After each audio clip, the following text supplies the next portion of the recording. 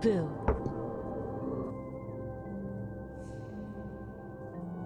Boo, mofo. Boo. Hi. Hi. Hello. Hi. Welcome in, buddy. How you all doing? Nice to see you. Happy Saturday. Happy Hallows End weekend. Do you feel it? Do you feel it? Nature's blessings upon you. Love you, Juni. You're amazing. Thank you, Bad Wolf. Hi, you guys. Welcome in, everybody. Good to see you. How you guys feeling? Yeah, we feeling the spookies. Rune, thank you so much. By the way, happy birthday, Riddler. I saw it's your fucking birthday today, and that's pretty freaking cool because, like, that's the day you were born, and, like, that deserves some serious celebration, in my opinion. I have a song for you, Riddler. For you. Yeah, let me bring it up. It's my birthday bitch song. This is for you. Birthday bitch. 2 times for the birthday bitch. 3 times for the birthday bitch. Fuck it up if it's your birthday bitch. Fuck it up if it's your birthday bitch. Fuck it up if it's your birthday bitch. Fuck it up if it's your birthday bitch. Fuck it up if it's your birthday bitch. You a bad bitch. Happy birthday, dude. That's pretty fucking cool. Did you have a good day today? I hope you're having fun. Hello, hello. Oh my gosh, we got a lot of really cool people in here. Hi. Hi, Riddler. It's good to have you in here on your birthday. I feel like you probably have better things to do, but you're here with me and that means a lot, so thank you so much. How you guys all doing? Hi, Lighthouse. Good to see you in here early cheering me on. I really appreciate it. I always see it, and thank you so much. Ruined Voyage, hello. Dingo, hi. Triangle Assassin, hi. And Gordian, hi. Gunt, what up, my dude? How you doing? Dang, look at all these, like, pretty cool people. Ruby Red, hello.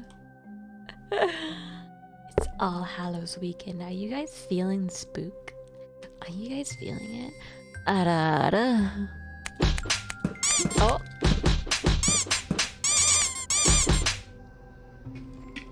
Oh, thank you, hon. So nice of you to take my face off like that. Thank you. Hey. So, I got some things planned for us today, for our activities today. I want to go through some haunted houses with you. You got your candy corn? I mean, that's a terrible choice, but sure. Sure. We're gonna do some virtual haunted houses today. Go through some together. I don't know what it's gonna be like, but we're gonna try it. And then I picked out a couple of I got a website that I read you some short horror stories, and I'll bring the mic in really close to my mouth like this, and we'll just do some ASMR, and I'll read to you, and then maybe you'll go to sleep. Maybe go to sleep with my voice in your head, ringing in the middle of the night. Hey, Ruby Red, how you doing? Hi. So, yeah.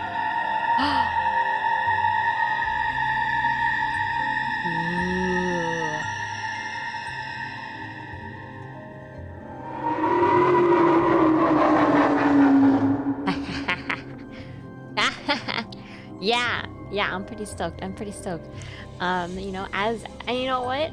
I also, it is spooky season, and if you have any games too that you recommend for me to play, maybe post them in, or you can let me know here, but I am always looking for new horror games as well. So I creeped you out that one time. I felt my head twitch, your hand twitch. Oh, yeah, that was me. That was me. Yeah, that was me. Don't worry about it. Did you feel the connection? Did your hair stand up? Haunting our dreams. I don't know. I would never do that. I'm just here. I'm here to protect you. I'm here to watch over you. I would never come and haunt your dreams. Dingo. I'm gonna haunt your dreams now. For sure.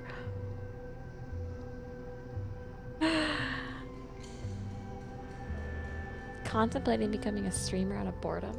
Oh wow. Yeah. Yeah. It's pretty fun. It takes a lot of work though. So, you know, if you're willing to put in the work for it, definitely. Just what I wanted for Halloween. Right. By the way, another announcement. If you aren't in my Discord, make sure you join, because on Monday, if you have nothing planned for Halloween night, we are watching Hellraiser. Slizzle. Okay, sounds good. I'll gaunt you. I'll gaunt you so good. On Monday night, we are watching the new Hellraiser for Halloween. Starting at 8 p.m. my time. So that's 8 p.m. MDT. We're gonna watch. I haven't seen it yet. So I mean, it's like new. I imagine a lot of us haven't seen it yet. So we'll watch that on Halloween night if you don't have any plans, or maybe you cancel your plans and you're like, I'm gonna go hang out with Juni. Whatever you need to do. Yeah, whatever you need to do. You know, come. We're gonna get cozy on the couch and we'll use the Discord voice chat to send each other stupid gifts in the middle of the movie and stuff. So that'll be fun. Hellraiser's base, dude. It is. I'm excited. It's been a long time since I've seen, I mean, even the OG Hellraiser. So yeah, that'll be good. Oh, so I went to a haunted house yesterday. My mom and dad planned it. Well, they didn't, like, they just planned, they invited me. And they're like, hey, we're gonna go to, like, a haunted house, and it's at, like, this manor. It's called something manor. And I was like, oh, okay, cool. I'll go. That sounds fun. I like haunted houses. The last time I, like, let my parents, like, do anything without me knowing what I'm getting into. Not because it was bad, but because it was not a manor. It was not. I thought it was gonna be like, I was so excited because I was like, oh my god, this is gonna be like the haunting of Hill House Manor or something, and they're gonna dress it up for Halloween. That's the coolest thing. I want to see that so bad. It was not like that. F Payro, by the way, hi. It was, they kind of named it the manor. Anyways, so it was far away. It took like a freaking hour and like 10 minutes to get there. And then we got there, and it was like for charity. It was for like our local like humane society kind of thing. And I was like, okay, that's cool. Good cause. You know, I'm excited. It looked really cool, spooky from the front. Like from the outside, they had a lot of actors and like spooky people like wandering around. There's a big old lineup of a bunch of people wanting to get in. Thank you, Rune. That's really cute. Hi, Zombie. I hope you're doing good. Ready for Halloween too. Hi, Nevermore. Welcome. So I went to this haunted house and standing in line, and there's like all these spooky actors. There's a guy in like this sick like werewolf mask. I was like, oh hey, oh down boy, oh, ooh. And so I cried sometimes when I'm lying in bed just to get it all what's in my head, and I feel it. Thank you. And so I wake in the morning and I step outside and I take a deep breath and get real high and loud. People talk about what's going on. Hi, Chrono. Unsolved mysteries. That sounds cool.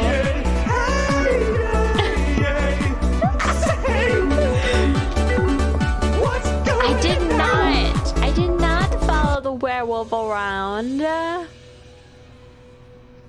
No. I would not do that at all. I recognize his mask though. It was a really cool mask. So like, my dad, as you guys know, is like super into Halloween. And actually, I'm gonna show you guys this website because it's actually kind of, they got like sick masks on this website. Anyways, so yeah, they had werewolf. They had like a werewolf guy. They had this like creepy old lady guy. Well, not a guy, a creepy old lady, and her hair was all like jostled, and she was like crunched over, like her back was hunched, and she was sometimes occasionally like pushing around this like vintage like cradle. No, not a cradle. Was it a carrot? Like a kid's stroller, a vintage stroller. She was pushing around this like vintage old stroller, and she was just like, she had the creepiest like most old lady face, and like her teeth were all gross and stuff, and she'd just come up with this like accent, just be like, "Hello, dearie, would you like to come and see over here?" And I was like, I'm good. She was really cool. They had a lot of really cool actors just outside the front. It was the first night that it opened, and they're having so they were getting everything ready.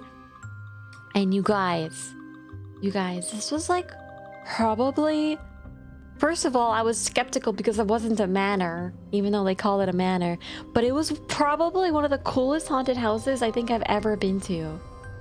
It was, my biggest complaint was it was short. Because it was literally just like a guy that did it like out of his backyard in his garage.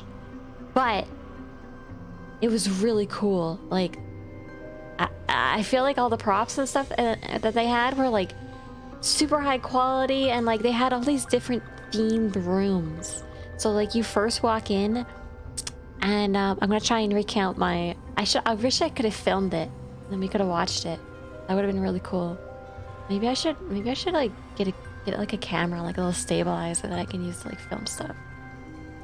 Anyways, so it was really, really cool. It had really cool like themed rooms. Okay, so we first walk in, and it's all, they got the fog's going, and they have this like wooden boards, and it's all boarded up, but like mishap, but there's still like light going through. So it was like these like spooky like light shafts going through the fog, and then there's like you know, hanging parts and stuff, and then we go into this room, and it's what I call, I think it was like a bug themed room, where it was like like nests and like insects and like tryptophobia, where it was like you know, what is it, like fear of like holes, kind of, it was like that.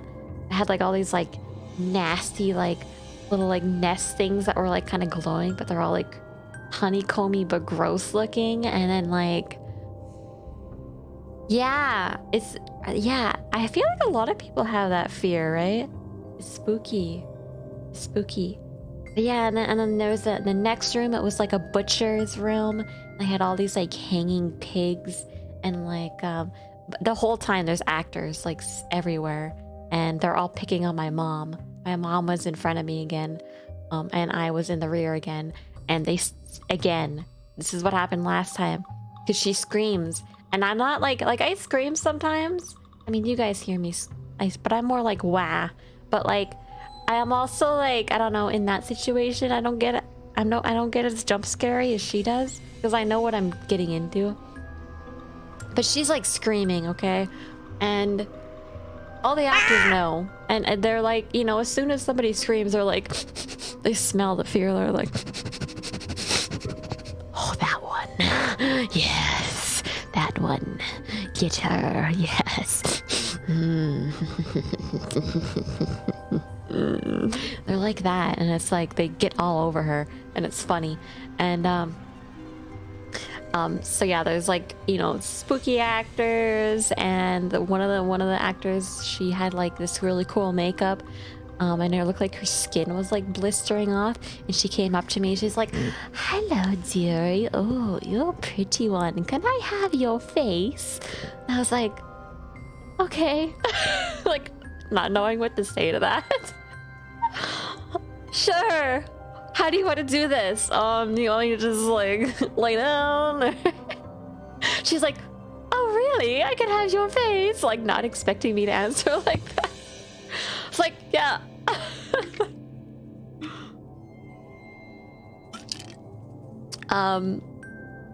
Sounds like yeah. I was like, yeah, sure, go. And then there were a few spooky girls like laying with their head down, their arms crossed on a table, and then they just like poke their heads up and scream at me, and I was like, oh my god. I hope your voice is okay after tonight. Yeah, I like your face. I want your face. That's exactly that's pretty much what happened. Yeah. Give me your face. That explains why it falls off. Yeah, it was really cool. Like the themed rooms were amazing. The butcher's block was so cool. There was like a woman there with a cleaver, and she like grabbed her cleaver and like slammed it down. She looked spooky as hell. And then there was this, I think this was my favorite room.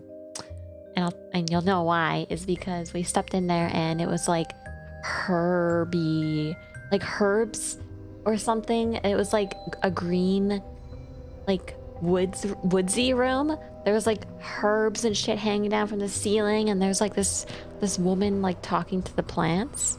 She was like speaking to her plants, like, "Oh yes, my dearies, yes, soon you will get what you need." I'm assuming she's talking about like our body's fertilizer. Herbs, whatever, you know, however you want to pronounce it, herbs. It was like just like mossy like stuff hanging from the ceiling all over the place, and there's a spooky guy in the corner, and there was like all this like little like, it's cool. It's cool. I really wish I could have filmed it or took pictures.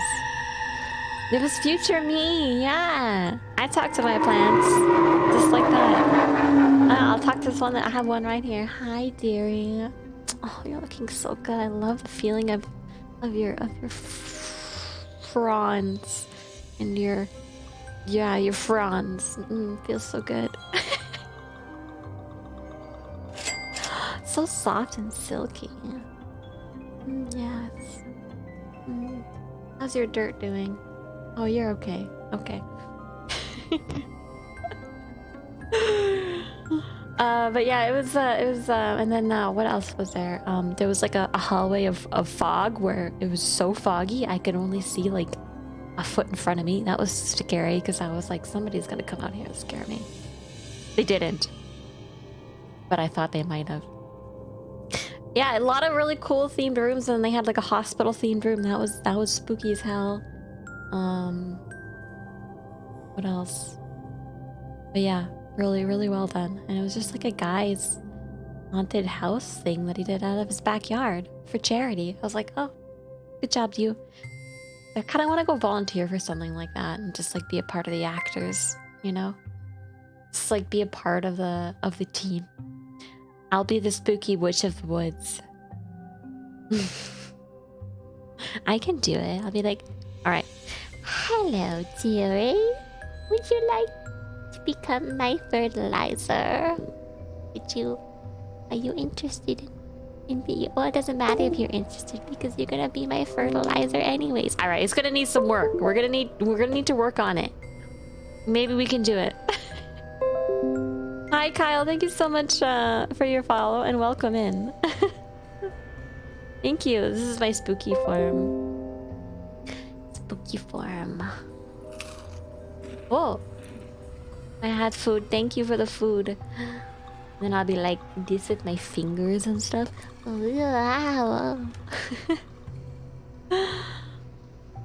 Get up there and have, yeah, I'll need some scripts, you know. I'll have, no, I gotta be better at improv. What do you mean? I don't need no scripts.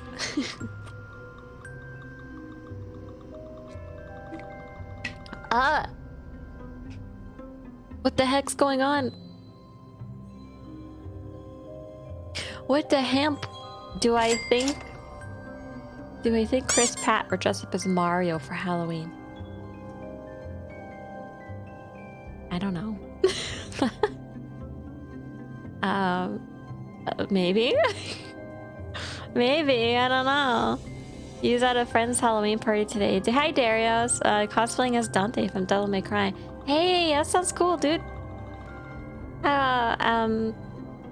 How did your costume go? What was it like? Did you like it? Did you hate it? Henry Cavill's leaving The Witcher. Why? It was so good. I don't... Is this gonna be a D's nuts joke?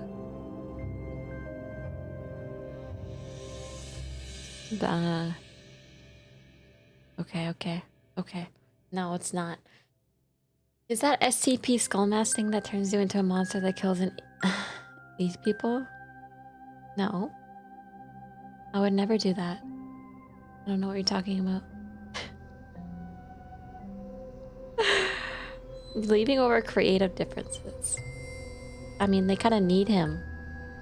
Like, who else is gonna play Geralt of Rivia? If not Henry Cavill. Yeah, they need to not do that.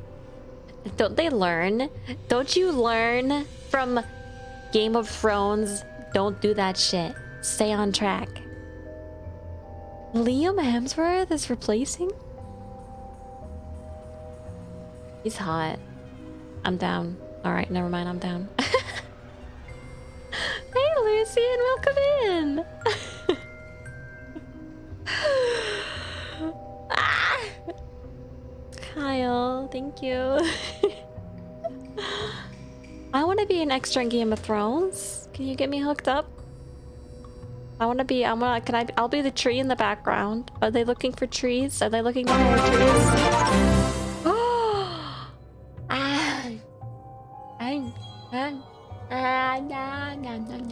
Thank you, Fabian. You're spoiling me. Thank you. Thank you so much. Chris Hemsworth doesn't say them at this point. I love Chris Hemsworth. His biceps. Everything about him. He's so charismatic. Ugh. Gonna have to be the sap fetish character. No, I just want to be a tree in the background. Can I just... Because Game of Thrones hiring a tree? Let me call up George R.R. Martin. You need a tree?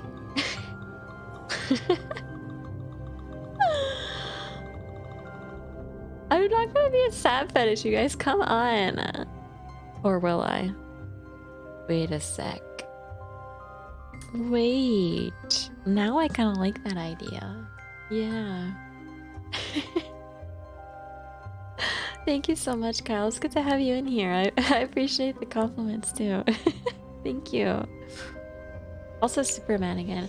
Yo, he's a nerd. Did you guys know Henry Cavill's a big nerd? There's like a video of him making a computer. And I'm like... That was when I decided that I needed to go into IT. It's weird. It's crazy, that moment. I just knew. I don't know. Something flipped in my brain. But he played, I think he plays World of Warcraft and he plays Alliance. I don't know. I doubt he plays now. He's probably too busy, but... You guys, I'm so back into World of Warcraft again. Ugh. No regrets. No regrets. Henry Cavill took a PC building and kit from from Warhammer. Oh, did he? He's a Warhammer nerd too. You know what? What can Henry Cavill not do? Okay, the guy is like a literal walking, like he's literally like a walking god, sculpted to perfection. No one, he can do no wrong. I would follow him into the depths of the abyss. I would follow him into oblivion and never look back. I could stare at his biceps for the rest of eternity and I would be happy.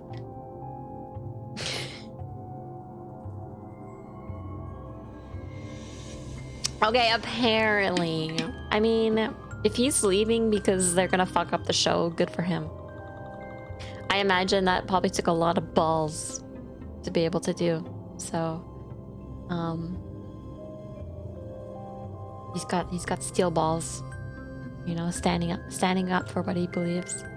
If they're gonna fuck around with the show and make it shitty, don't do it. Don't do it. But yeah, he's a really good Geralt. He is. His voice is like really good. So good. So good, dude. I want to watch the season again. Did you know that there's a dryad in that? Do you guys know that there's a dryad in The Witcher? Her name is... She's the one that Ciri meets in the group of dryads. They meet in... Ciri meets them in the woods. I can't remember her name right now, though. I had it in my slideshow. Yeah. Yeah, dryads are in that. Dryads are like never in anything. The man of steel balls. I like it. I like it. What about triceps? Triceps are good. I mean, you need triceps with biceps. They kind of go in the same. Well, basically arms. Not even just arms, everything. I just like to focus on that, you know, like boobs. Same idea. But it's like the whole package is important too. Juni and Witcher, make it happen. Oh! Alright. Is the Witcher looking for extras? I can be a tree in The Witcher. Bob with no father, thank you so much for coming in to say hi. I hope you're doing well. How's your day 25 journey of saying hi to random streamers? Are you meeting some pretty cool people?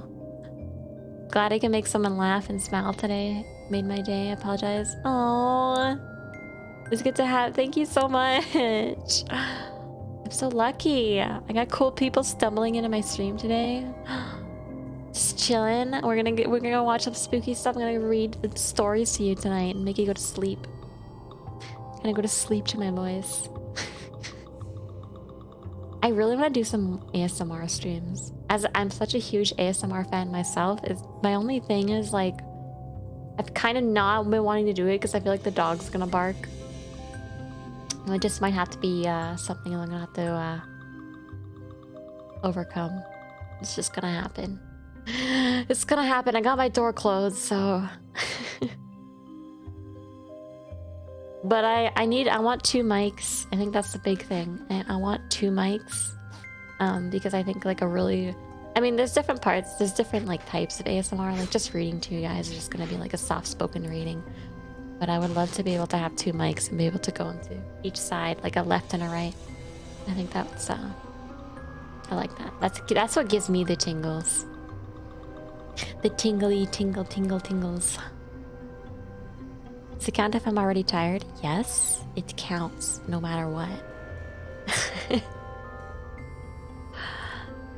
You are mine. You feel the same way about my legs? Some parts may be good, but nothing stands out as much as the whole package. Yeah! Yeah.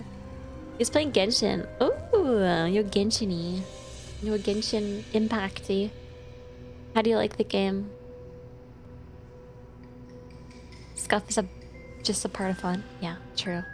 True.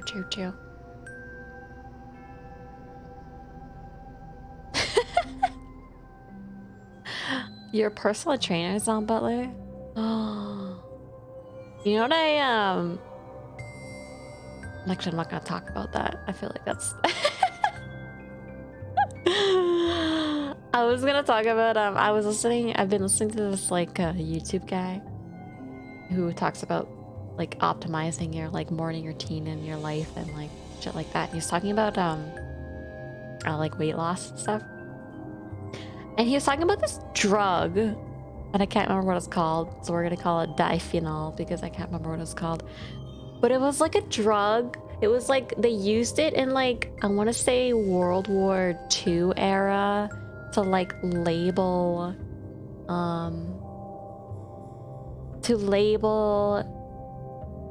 like grenades and like boxes and like artillery and stuff. And like they would have these women that would like sit and they would label it with this like whatever this yeah, don't do this, don't do drugs, this is a bad idea. I can't remember what it was called, and it's probably best that I don't even say it anyways. Like, I don't even want you guys to look it up. But anyways, they were using this whatever it was to write on this artillery, and they found that the women that were doing this were like losing an insane amount of weight. And they couldn't figure out, and then they realized like they were using like a brush to brush it on, and then occasionally they would like lick the tip of the brush to, you know, like to make the point a little bit sharper. And whatever this drug was, like, had some crazy metabolic effect on them that caused their bodies to heat the fuck up and burn calories like mad. But yeah, obviously it has like a lot of dangers as well. People die from it, so so don't do it. It's not the way to do it. But I thought it was interesting because I didn't know about that. Put me down for 10 of those. Yeah, I mean, listen, I'm not gonna lie. When I was like, hey, this sounds interesting, but no, it's you don't do it.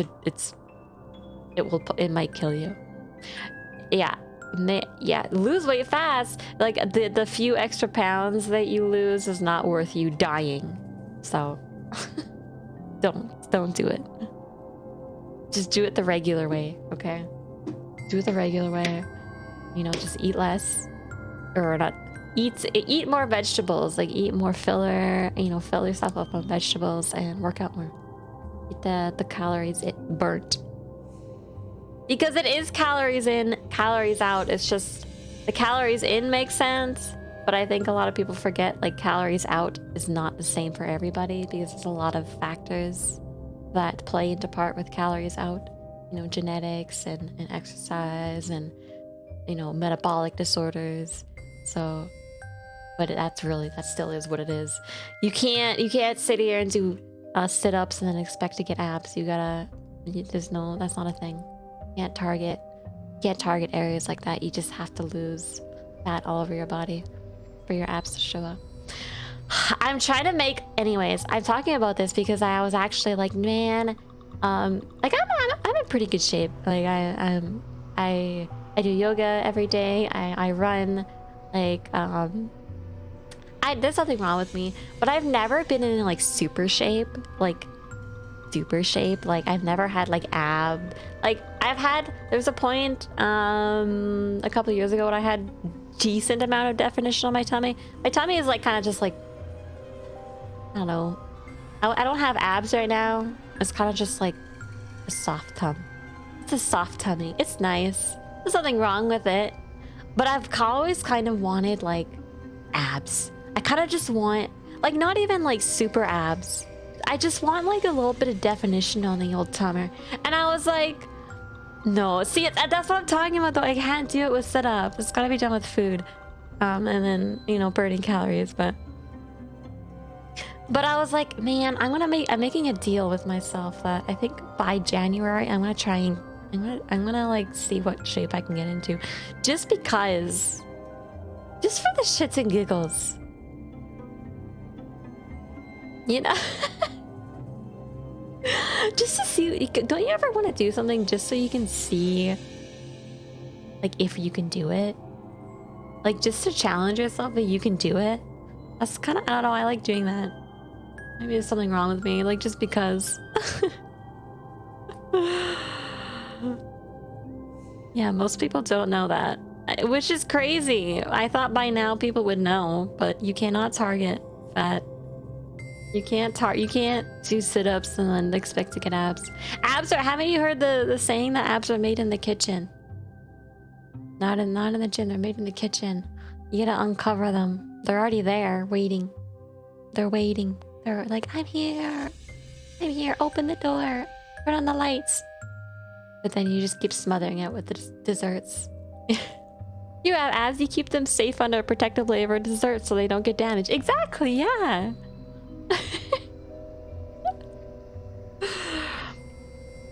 An accountability coach? I actually, yeah, honestly, that would probably be good. I take pictures, like, of progress if I'm going through, like, a cut or something like that, just to see how I'm doing. That's usually how I hold myself accountable.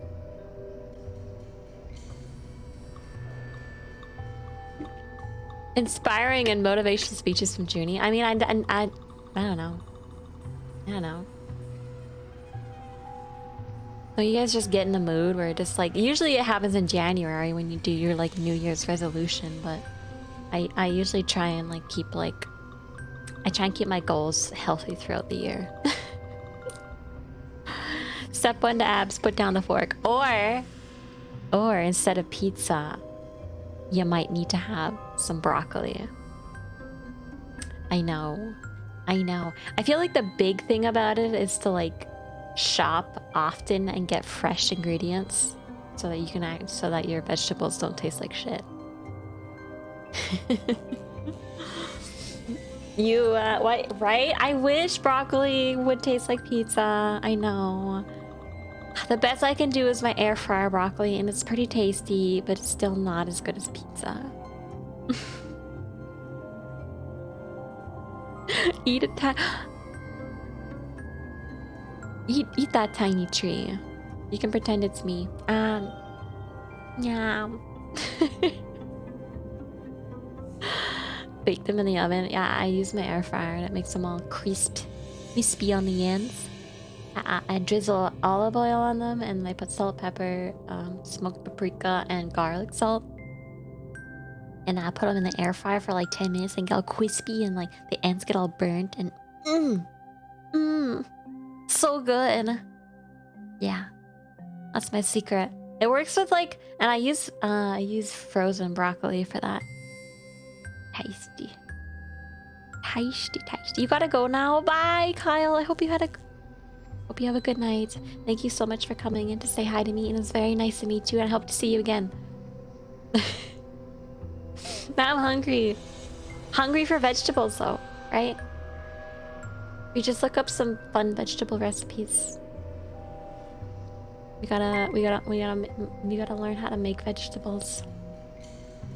Go for walks to the grocery store and get fresh ingredients, you know? That's the secret. Thank you, Kyle. Bye. 20 TV. Welcome. How you doing? You made a brunch. Yeah, you can make brownies out of zucchini, and apparently they can be pretty good. Just saying, you know, it's not about cutting out foods. It's just about reducing, you know. Not reducing, but controlling. You know, a little less brownie, a little more carrot. Veggies are tasty. Well, they're okay. They're all right, dude. I don't know. Yeah, the right portions. And then frosting to the yeah, exactly. Can you send me some, please? I would love some brownies. A brownie in the oh, yeah. Oh, we could get really artsy fartsy and make cakes. You know, the cakes that look like other food. Just make a cake, but just make it look like a piece of broccoli. Carrot cake. You guys stop. Nah, don't stop. It's fine. Listen, I got Fabian sent me food. I literally have something. What was it? What did he send me again? Dynamite rolls? No, salmon sashimi. Actually, salmon sashimi is actually not that bad. I don't think. Yeah, that's actually pretty good for the most part. I'll take it. I'll take salmon sashimi. Chocolate chip cookie cake. Oh, that sounds so good. Okay, anyways, I want to show you guys some stuff. But we'll keep talking, but let me go over to my my overlay area.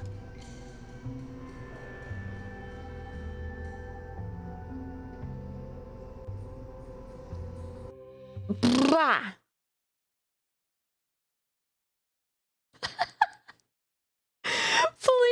show the stuff that you showed last stream?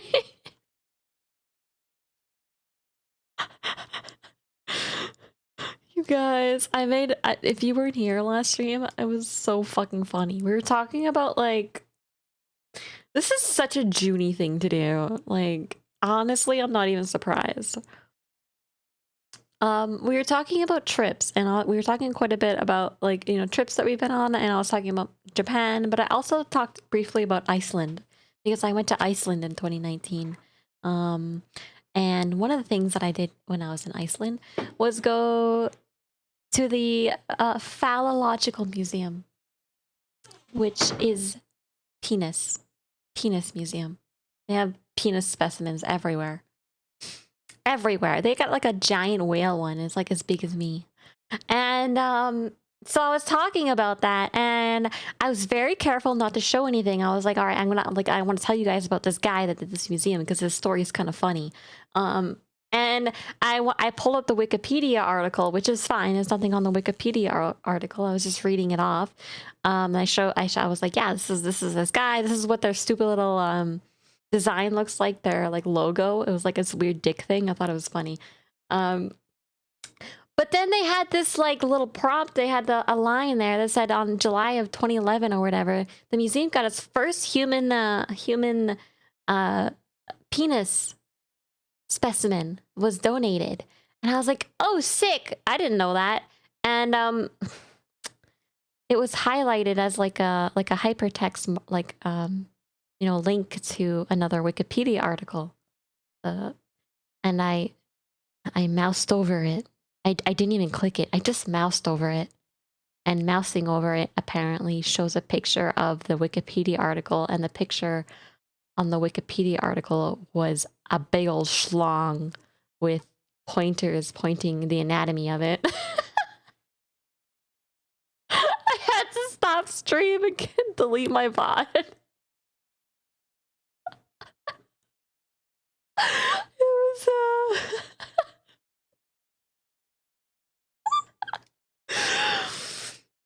Oh, hey, Fenris. Yeah, so that was an accident. And honestly, I guess if I'm talking about a penis museum and I accidentally showed a penis on stream, I suppose I shouldn't be surprised. Because, you know, playing with fire, you're gonna get burned. That's just what happens. That's what happens. So, save that scream. I hope I haven't checked to see if the VOD saved on my computer. I'm gonna have to check that, but oh my god, that was yeah. That was funny. We'll just say that was funny. I'm glad I didn't get banned. That's all I can say about that.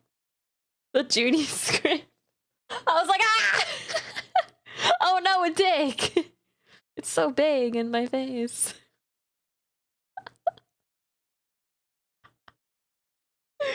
Send it to Juni Discord. Yeah, if I'll make a clip of it if it's saved on my VODs. I'll make a clip of it and then I'll put it in the not safe for work channel if you guys want to see it. Let me see if it actually recorded though. Was that the 23rd? Because I had some weird shit going on my OBS. That wasn't the 23rd. I don't for that. Oh. What I Oh shit, I don't think it's saved, you guys. I don't think it's saved. I think it's forever lost. Let me I deleted that I'm pretty sure I deleted the VOD Lighthouse because I was worried that even if it was unpublished, it was still there. And I was worried that Twitch was still gonna give me the old schlong hammer. Oh no, we're just gonna have to reenact it. What a shame. I mean, let me go take one more look to see. Nope. Nope. That's okay. You know what? It's probably for the best that it's gone. It will just be a memory that we can talk about. One day it will turn into maybe like a myth or a legend. Be like the legend when Juni showed a big old schlong on stream by accident.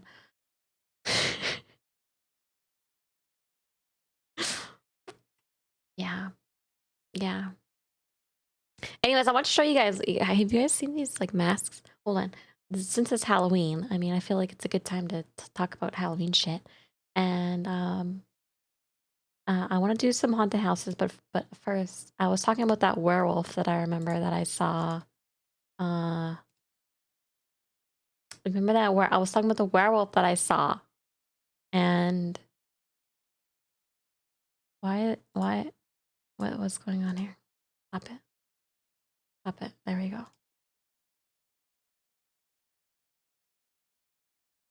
Oh, Ren, good to see you. Okay. And I was like, yo, I know this guy. Pretty sure I know this guy.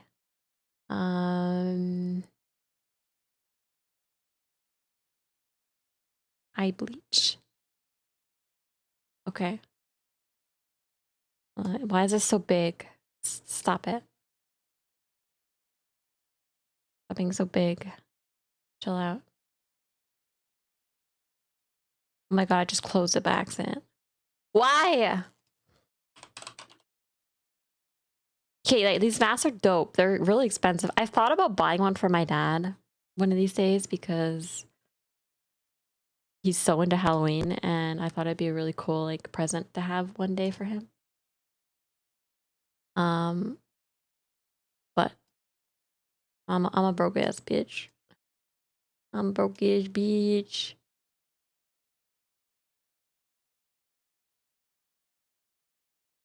Okay. Okay. How's that? You guys see that shit?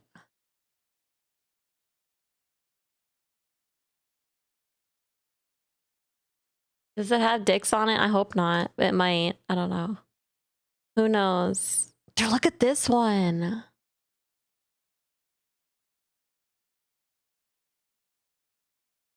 So like these ones are like, I think there's silicone. So like, and they fit so tight to your face that you can literally make like facial expressions like this and you'll be able to see it on the mask.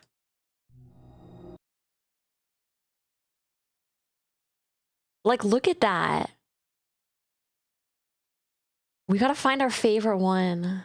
We gotta find our favorite one, and then maybe I'll consider buying it for dad dryad next year. Right?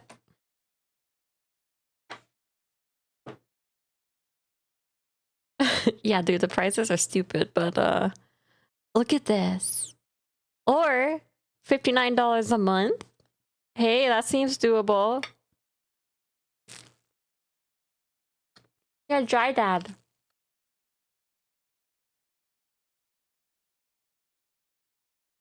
This is sick though.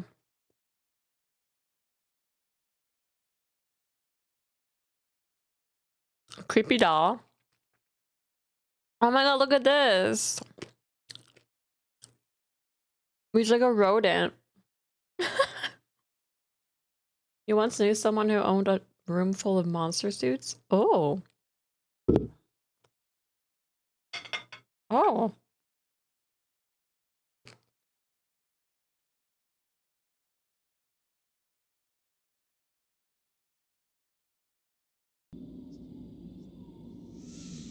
This one's a little bit cheaper. I would not want to be a mouse personally, but I don't know. Maybe it's somebody's thing.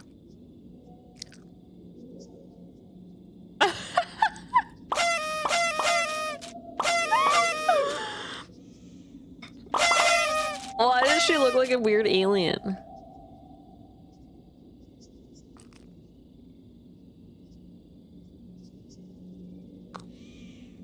Okay. Let's see. Let's see what you got. I want to look at male ones. Ew. You guys ever just have like a bad breakout week and you look like this guy?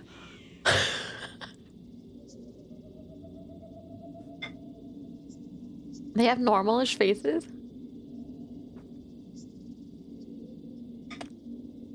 Does Dad have a Halloween theme? He's kind of not really. He kind of does whatever every year. He's got his props that he has that he puts out. Well, this one's kind of spooky, dude.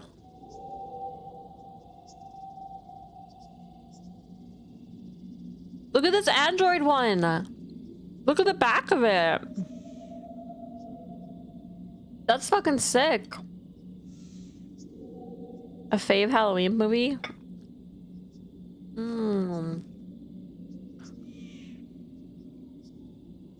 I know he watches like...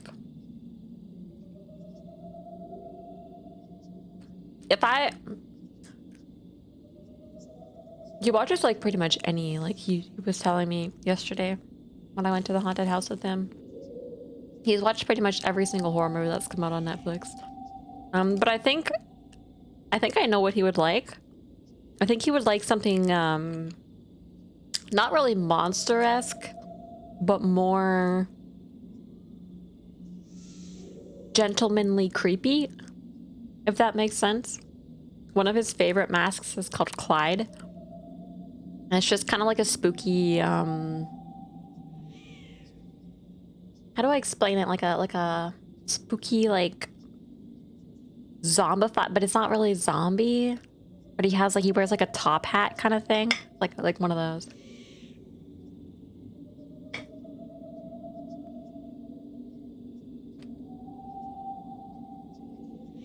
But I'm just like trying to picture like any of these. Like this one's kind of spooky. Oh my god!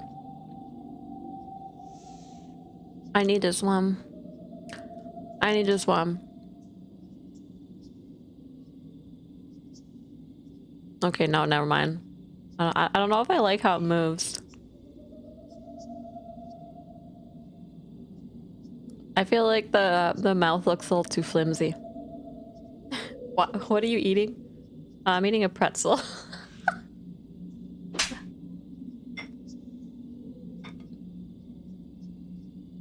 Yeah, Mr. Hyde sort of thing, exactly.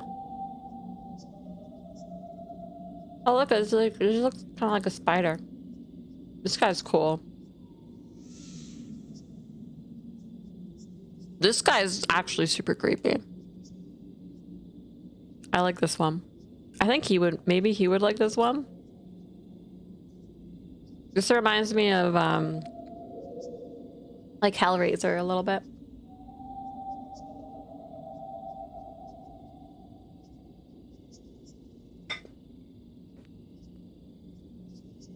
They have like all these different variants too. It glows under UV. Looks like Nemesis. Okay, look at this guy. Looks sick, man. This one's really well done. I like this one a lot. He looks like he stepped out of Resident Evil. So they have like these like different colors. Pale. Hellskin. Oh, look at this one. He looks like he's from Doom. Doom.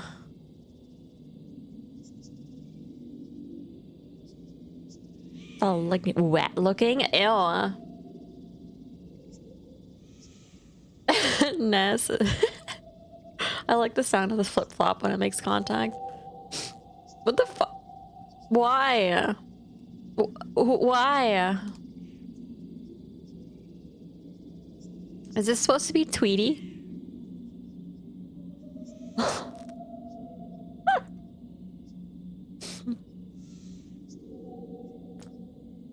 Oh!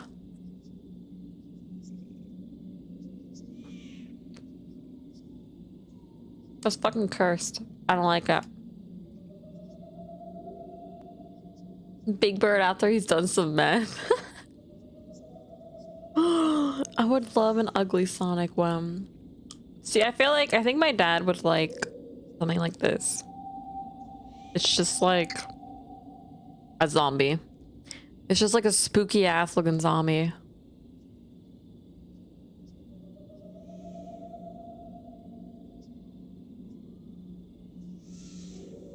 Oh, you can get little hands.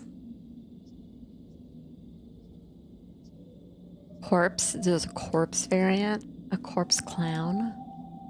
Ugh. Ugh, the reverend one. I'm not there yet. Let me keep going. Let me keep going. This guy looks like he looks like what's his name? Hellboy. Hey, look, it's a vampire. Whoever wants to be a vampire, you can be this one. Darth Maul? No. No, not Darth Maul, but now that you said Darth Maul, yeah, kind of Darth Maul. These are IRL masks. Hi, Sora. I want to show you guys because I thought they were cool. Oh, look at this one for you, a lighthouse. You want this one? It's like a spider. It's gross, dude. I don't like it. Okay, this one's kind of sick. This guy looks cool. I don't know why half of his face is burned, but it looks sick. Oh my god, look at this version. The doctor skin from Dead by Daylight. They did like such a good job painting these though. Like the paint jobs on these are stellar. Stella.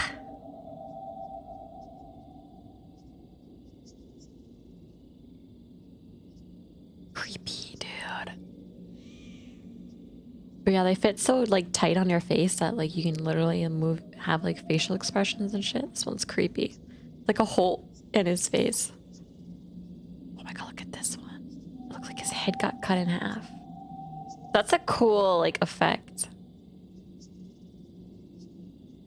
Ew. Ew. Cthulhu! For all you tentacle lovers. You could be like... Look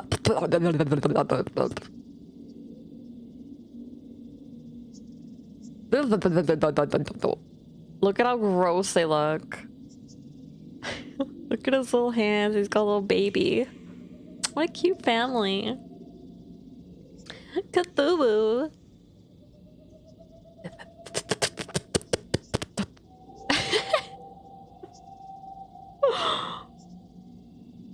Oh yeah. Oh yeah, dude. Oh.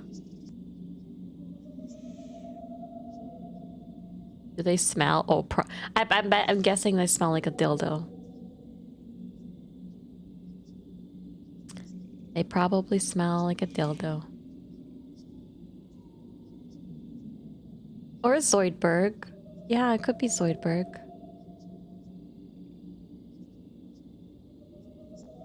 This one's kind of like demonic and spooky.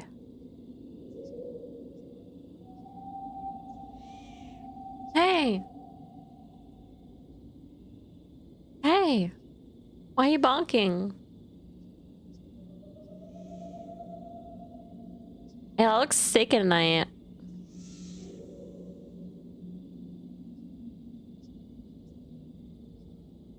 Oh, look at the puppy. Oh my god, this one's literally a human face. Like a regular person. Can you imagine like seeing this and just being like obviously you know that this isn't this guy's face, but like can you imagine wearing this and like just being it looks so real but in an unreal way? That is freaky. Imagine getting that baby and pushing it around on a stroller. Right? Dude, look at the hair. It's like, you know, you're like, man, that guy, that looks like a person, but like something looks off about him. It's like a changeling that like stole somebody's face.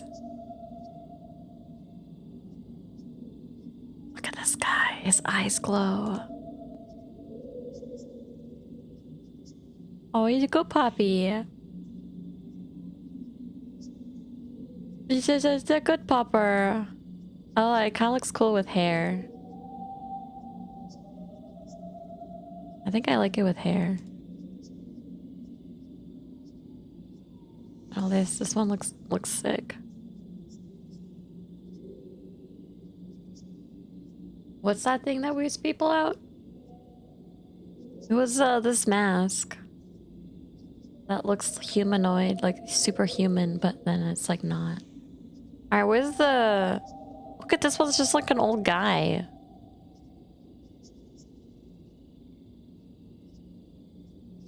Oh, it looks so real.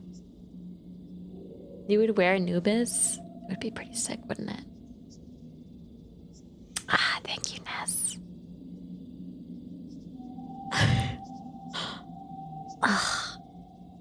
Bro, can you imagine like the artistic talent you have to like sculpt and paint something like that? That's crazy, dude. There's so many.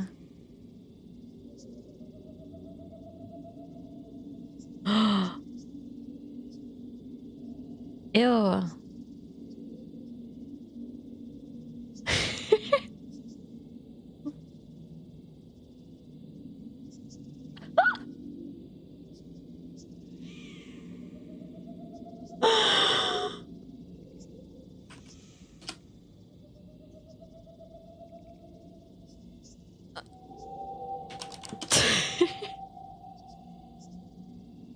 Hold on. You guys know what I'm doing, don't you?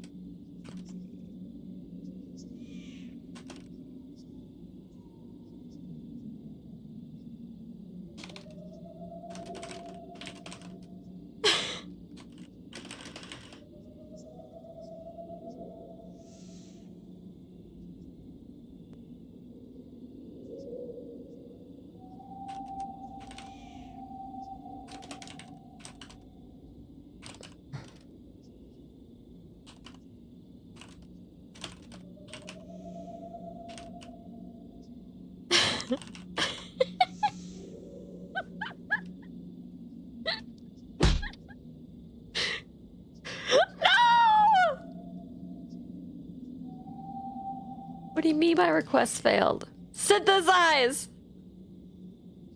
Give me what I need! You, can I see your flesh tunnel? Will you let me in? Please let me into your cozy, comfy, warm, a soft, moist flesh tunnel. I need it. I want it. I crave it. Shit, give it to me. Flesh, please. Flesh tunnel.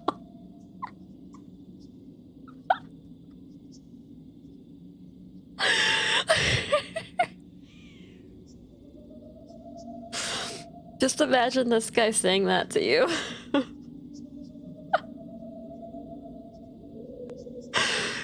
Oh god.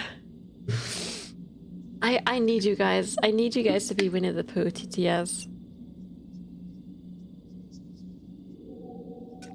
I need to get that set up so bad. Oh. Oh boy. Okay, I gotta keep an eye on my phone when the sashimi comes. Okay. Alrighty. This one's kind of creepy. I don't know. They're so expensive. I would love to get this for my dad, but this is the one that I saw.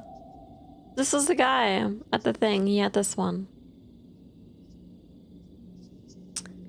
This was a wolf boy. I remember it just like it was yesterday.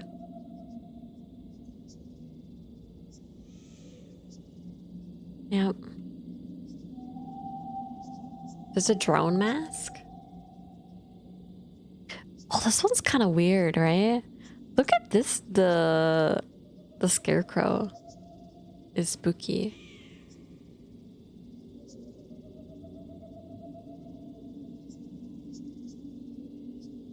Very spooky.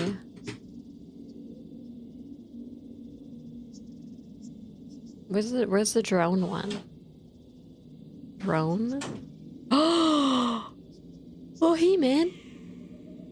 Oh. Oh. I love Craig. Hey. Oh, hey man.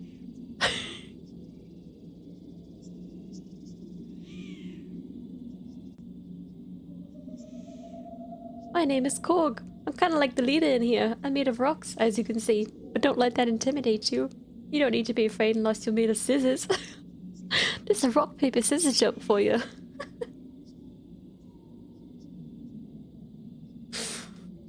Oh god. He's the best character.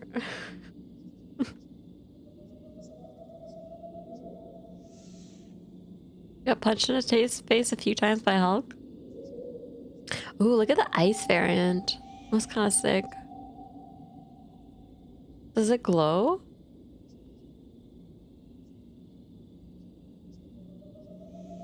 I like just regular Korg. Greg. Whatever his name is. Ew. Crab. You guys got crabs? This one's creepy. Lurker is creepy. Mmm. Crab battle. Bloated? Oh no. Oh no. I gotta look up bloated and then I gotta find this drone one. Ugh. The mummy is spooky. Ugh. Ooh, they have so many, dude. It's kind of crazy. I just wish that they weren't $600. Ugh. Oh my god. Foreskin? Foreskin much?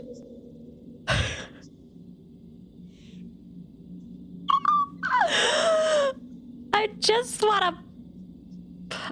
wanna pull it back. I just wanna uncover it.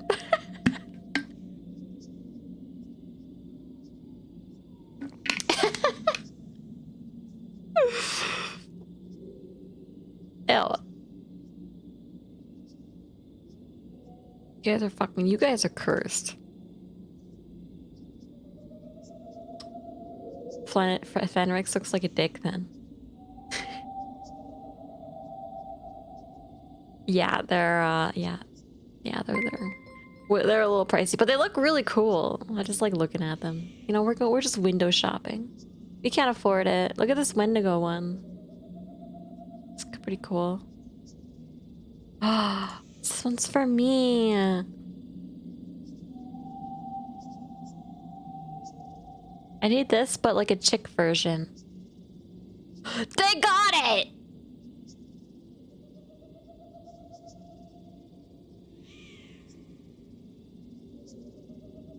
God. Hey, Matt! Bro, this one's sick. You could be, this is literally a dryad mask.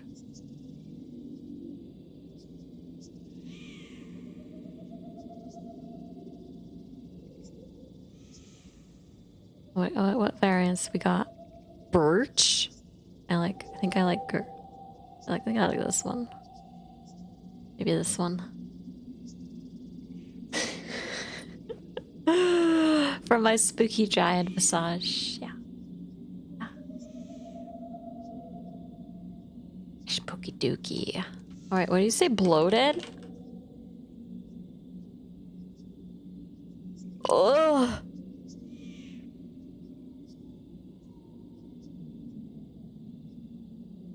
Ew.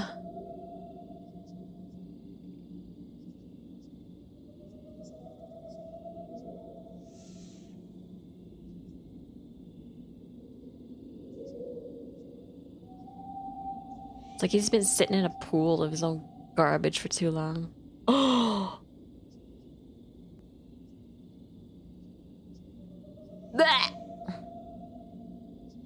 Come to England? Okay, on my way. On my way. Drone? Hey, Lighthouse, this looks like you!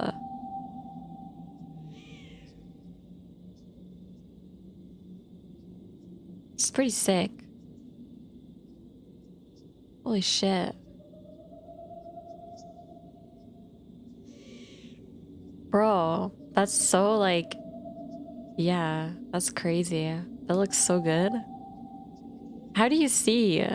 Oh, these holes? These holes. Here? Wouldn't you be able to see your eyeballs though? I guess I can't see this guy's eyes.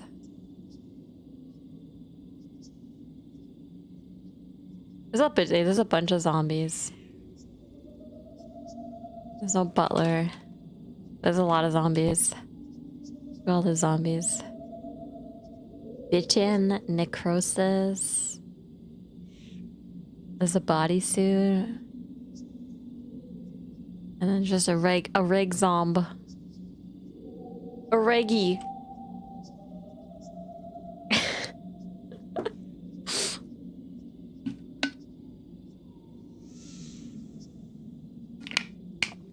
Yep, a zombie mask and a butler suit. You have to put that one together. Put it together. Okay. Anyways, I wanted to show you guys that because the werewolf that I saw yesterday at the haunt thing, I recognized his mask from the store because I looked at the store before. One day, Dad. One day I'll be a big enough Twitch superstar to buy you a cool mask that you deserve, Dad.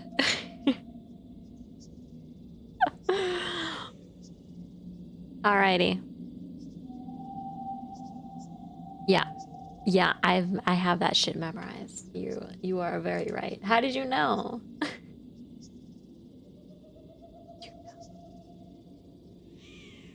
Oh no, I think I closed shit. Did I close?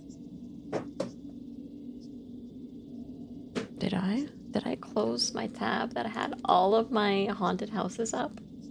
That I diligently got ready for you guys? No, I have it here. Okay, so what we're gonna do is we're gonna just go through some virtual, like, basically haunted houses by using like the theme park like YouTube channels that kind of do the walkthroughs. We'll do it and we'll pretend that we're going through it together. And you know what? It's gonna be fun. Let's go.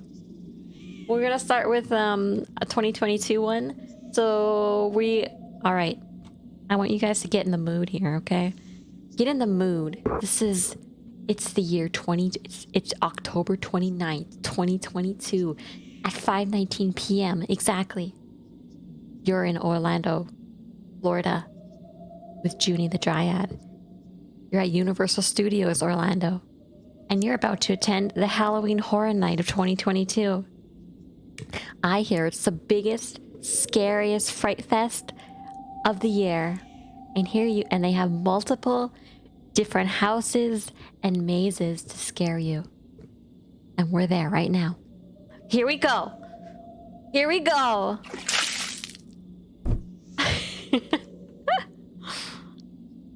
Wow, thanks for the hydrate. Wow, wow, wow. All right. Apparently The Weeknd has their thing on it.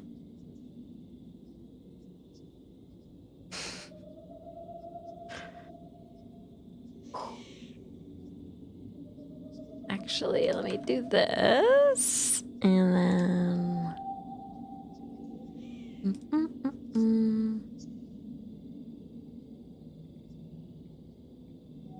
Lovely.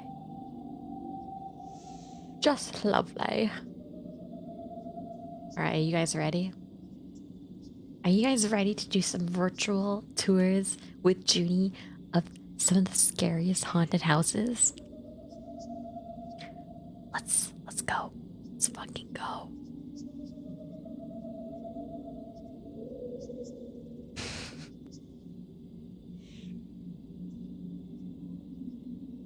Where is my sound coming from? Okay, there. All right, here we go. Here we go. We're here at what's this called? Screamfest? Something like that. Halloween Horror Nights. We're here at Halloween Horror Nights. We're going through every maze. Here we go. I don't think this guy talks a ton. I tried to pick one where it wasn't like a ton of commentary. I think he might talk a little bit here and there, but... By the way, let me just say this.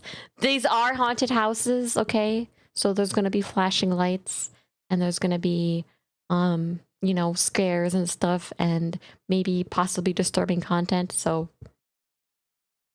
you have been warned. You have been warned. There will be that stuff.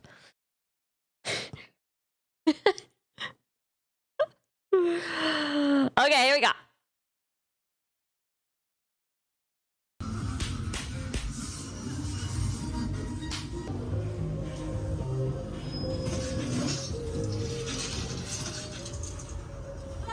That's kind of cool. The like the back thing. I can't. What's going on? It's going too fast. Slow down. Oh. Oh. Oh, carve her up. Carve her up.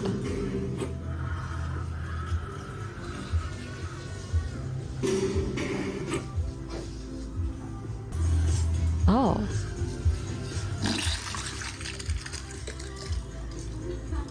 Hold on, hold on. Hold on. I'm lagging. I'm lagging. Give me a sec. Why? You guys, my computer's such a potato. I don't think my computer can handle what we're about to do. Let me try doing it on. Let's see. Let's see.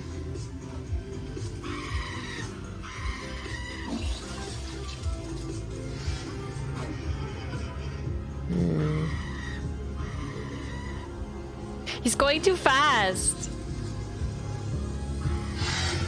Slow down.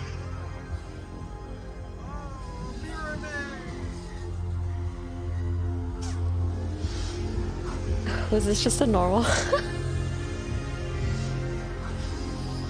Hey, it's that song. Oh, this is like a maze thing?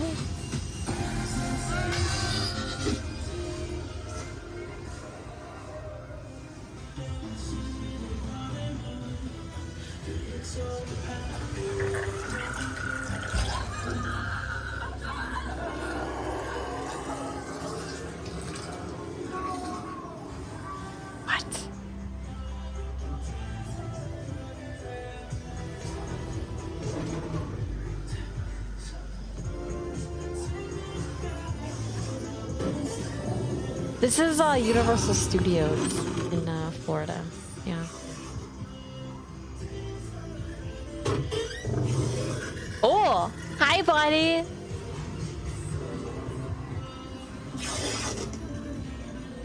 I feel like it's hard to tell what's going on. So, it's yeah, it's the thing is, I feel like it depends where they are.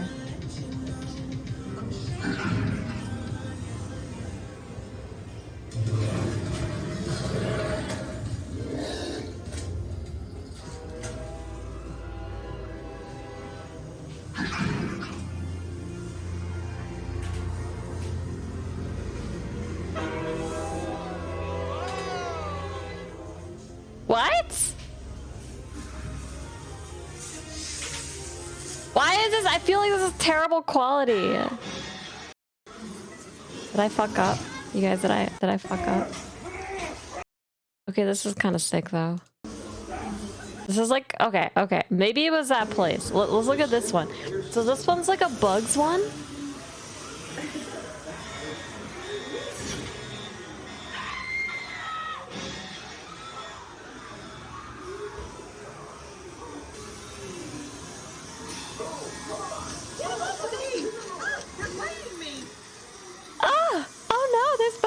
funny. Needed to go through first before recording. What if I like slowed it down?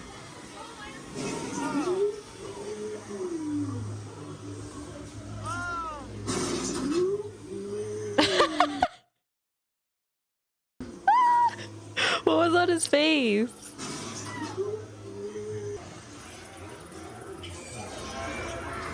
Oh, did they? Oh my god, wait, what was that? Did they blow like disgusting scents at you?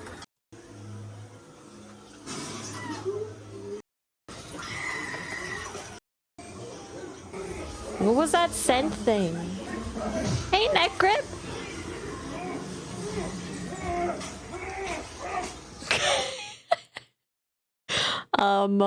Sorry. Maybe go get your own clothes room. Like, I didn't know you guys were up to something.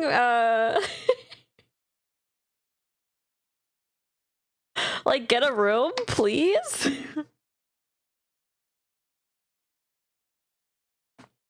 They're just having a good time, you guys. They're just on their honeymoon. Don't worry about it. Don't worry about it. See, he's fine. See? He's fine. I don't know what that guy was, but he looked cool. Give him some privacy, dude. Okay, yeah, let's get out of there. Oh.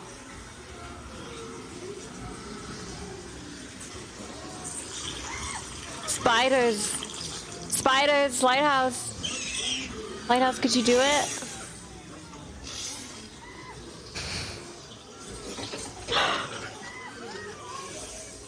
I like how it's just like the random screaming in the background. There's one guy just going like, ah! With a flamethrower.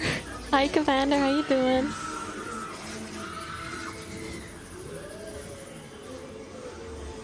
Oh no, there's bugs on me. Oh no. Ah. Oh, he's cool. Ew. Ew.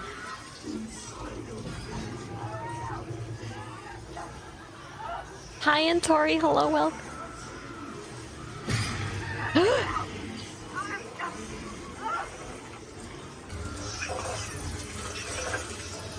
Bro, this is like kind of, they have like it's kind of long. Like usually like these haunted houses are short, but this one's kind of like serious business. They got like a lot of cool bug props. Ew.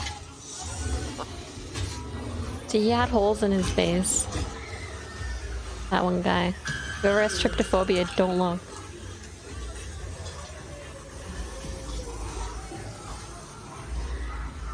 Oh, thank you, Commander. Welcome in. Dang, Twitch is recommending me. Ooh, that's spooky.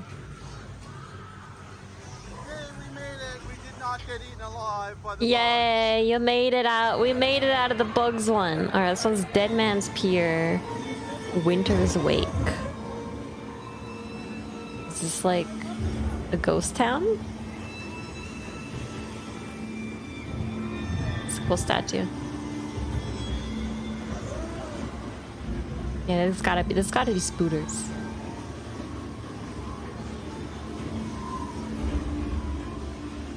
This one's kind of cool.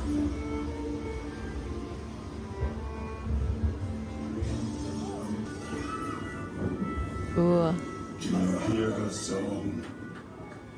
Aye, Captain. Hello, Captain. Ooh. Hello, guy in the window. You look like you need some vitamin C in your diet. You might have the old scurvy. Yeah, I think it's Pirate Ghost Town. That's actually kind of a really cool idea for like a haunted house theme. You guys ever ride on, like, if you ever ridden on the, you went through this haunted house? You saw it with your own eyes. We're doing it virtually, but that's cool. You guys, you know the Pirates of the Caribbean ride? I feel like the animatronics of that one always kind of gave me gave me the creeps. Just like the way that they moved and stuff, and like I always like felt so scared from them. I was like, don't fucking get close to me. Don't even. Yeah, how was this in person? Dude, I would love to go to something like this.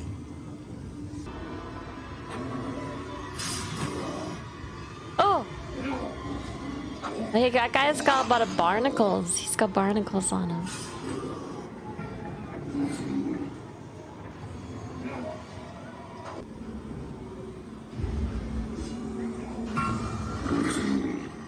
Oh, hi, guy. Oh, look at that guy! He's in like a little, like... What is that? Like a submarine suit. And his face is all glowy. Oh.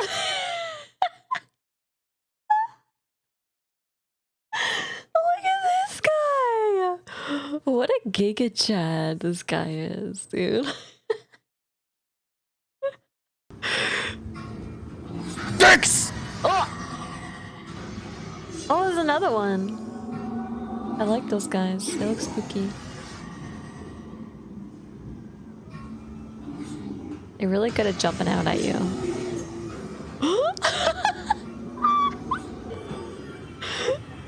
Submarine suit. Yeah. Is that not what it is? I don't know what it is.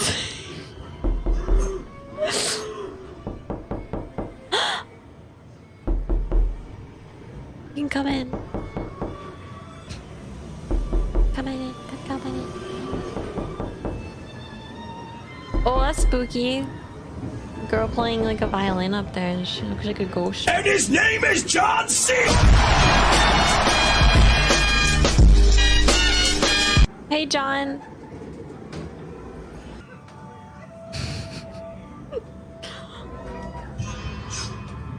Oh.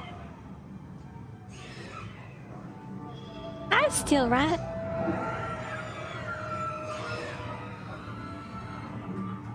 You almost see like some night vision in a sense. Like the guys in the submarine suits fucking kill me.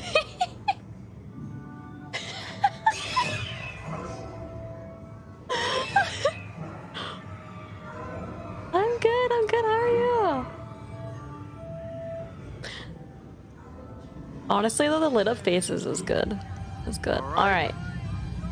Universal monsters! Legends collide. Oh no, we're gonna see vampires fight werewolves. We're gonna see, and then Frankenstein fight someone.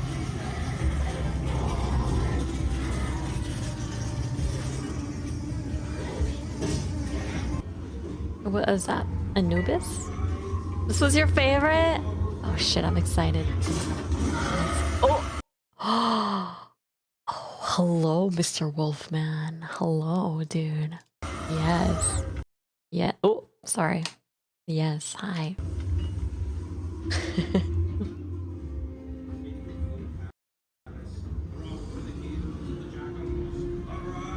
He just wants a chew toy. Oh no, don't bring him back! Oh no! Oh no. Emotep. Emotep. Emotep. Emotep. Thank you for that. For the hydrate.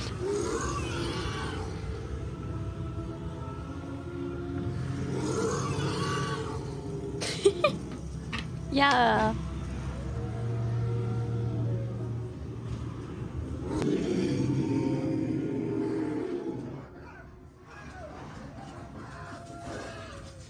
So is the mummy a legend and they're colliding?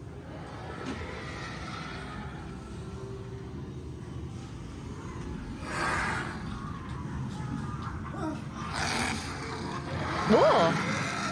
Hey, he looks cool. I think he's a real person too and not an animatronic. He might be an animatronic, I don't know. You need some water. I'm so thirsty. Can I have your Aquafina?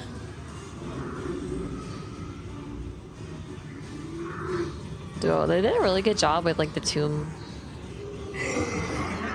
Oh, Anubis. Hi, puppy. Oh, he's just hanging out. Ew, Jasani's better. Ew. You don't drink Fiji? Oh, what's wrong with you?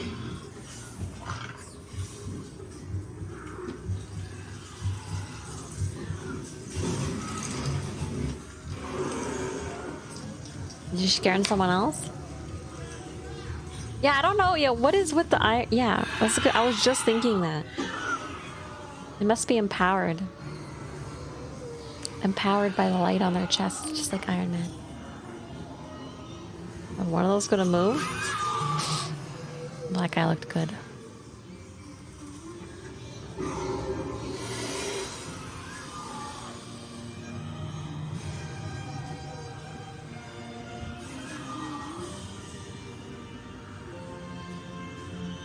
Oh, your booty is in there. You got your booty.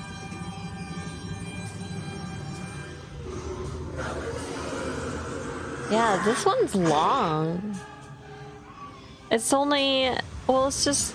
I thought it was gonna be, Oh yeah, it's Dracula now. Uh-oh. Uh-oh. Uh-oh. Oh, he's got the wolf's head! He won!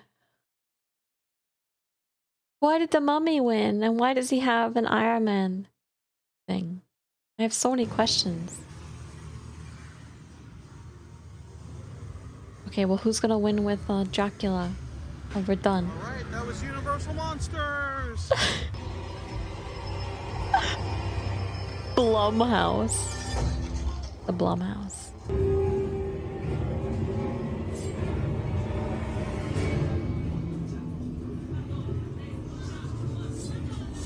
Ooh.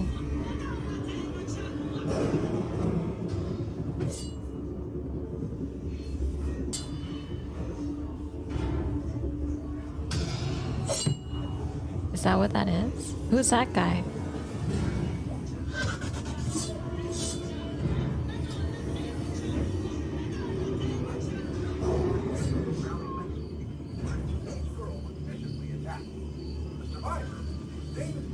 Don't you move! This fucking thing's gonna move. I know it. This is gonna move. Please don't move. Oh. Oh. Okay, what was that? Oh, what was that? Let me go back. You guys see that? What was that effect? This.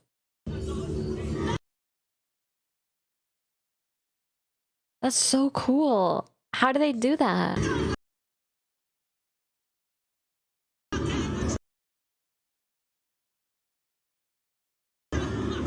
How do they do that? Oh.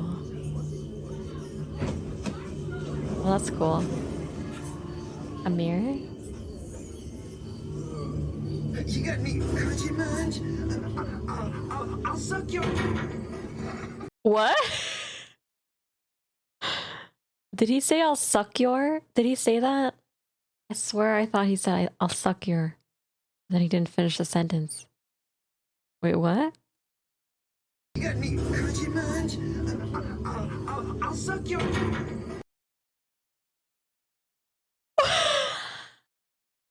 Is he looking for Pokemon cards? What did he say? Do you have any what? And I'll suck your what? You got any coochie munch? Kujimon. I hear Kujimons. Do you got any Kujimons? I'll suck your. I'll suck your... What the fuck was that? Right? Dude, he totally said that.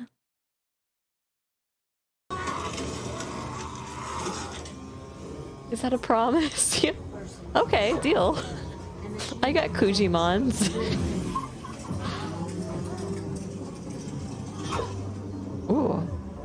Ooh. Who's she? It was just a guest.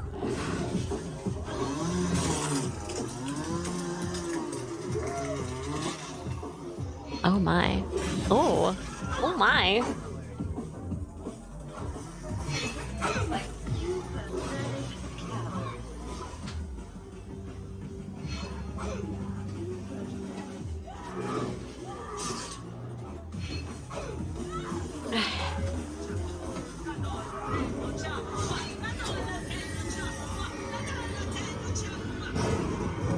What?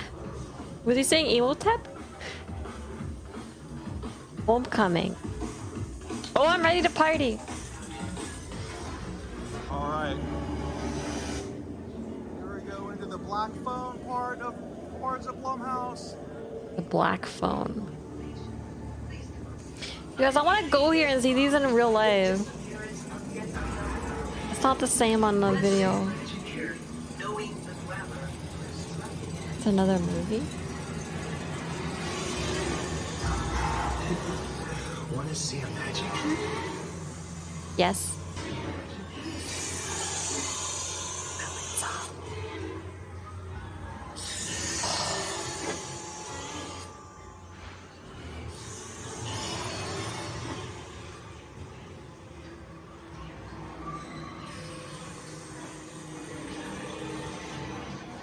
Ooh, was that mac and cheese?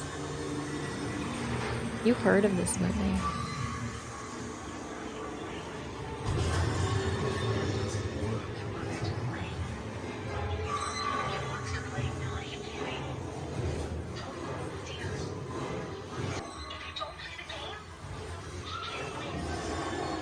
Snacks. Hey, don't you move. Don't even. He's thinking about it. He's definitely thinking about it.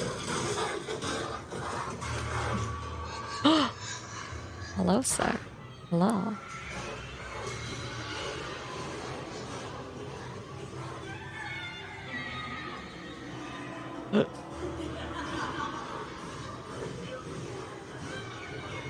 You disappointed in this one? It wasn't as good? I kind of hate when they're so dark that it's like you can't see anything, so it's like why even?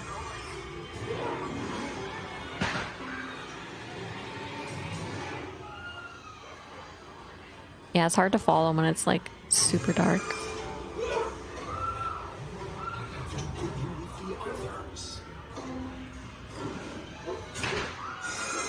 Alright, let's see what this one is.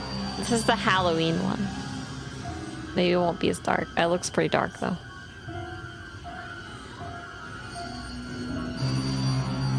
Ooh. I like when they don't scream in your face. But it's still spooky when they show up like that.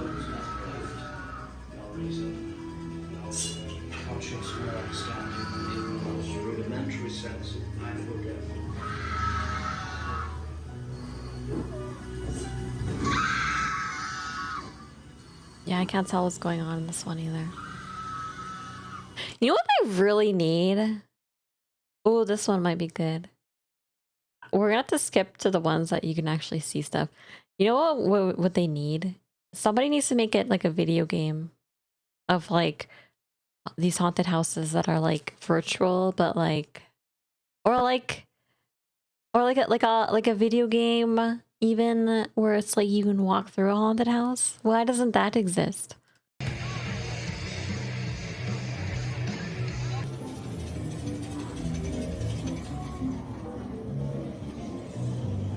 VR chat, yeah. VR chat's not too bad.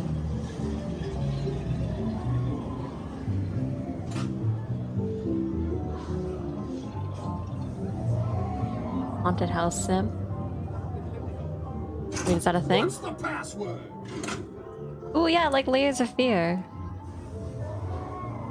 I actually had that game. What's the password? I need Haunting House Sim to be a thing. Who's that guy? What do you want, buddy? Why is he saying what's the password?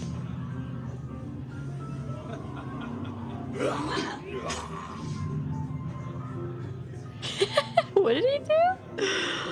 What was that?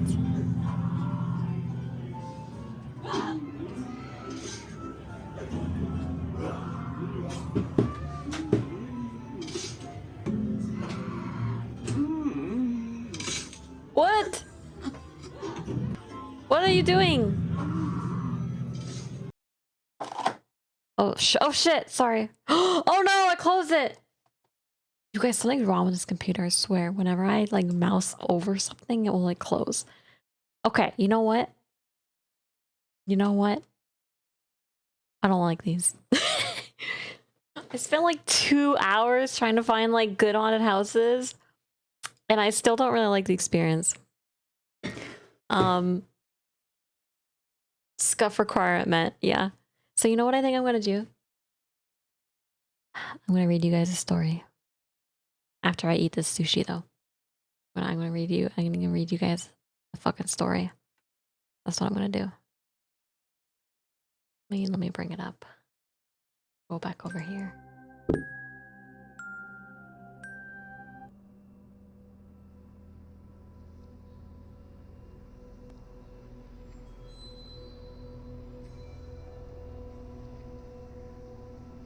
Scuff requirement met. Yeah. So I thought I was like, you know, I tried for a few hours looking for like a fun like haunted house experience for us, and I was like, I'll try this video. Like it seems okay. But I think it's just too hard to follow. What I need is like a 360-degree tour. That might be something that's a little more interesting, I think. All right. But it's okay. We're not done. I'm gonna read some spooky stories. That's what we're gonna do. So let me just get everything set up for that. We're going to change it over to ASMR. And I will be muting, I'm gonna be muting sound alerts. Okay? Because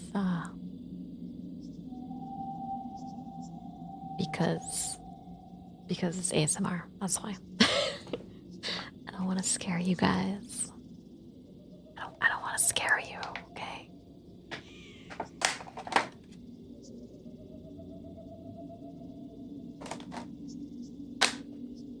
All right.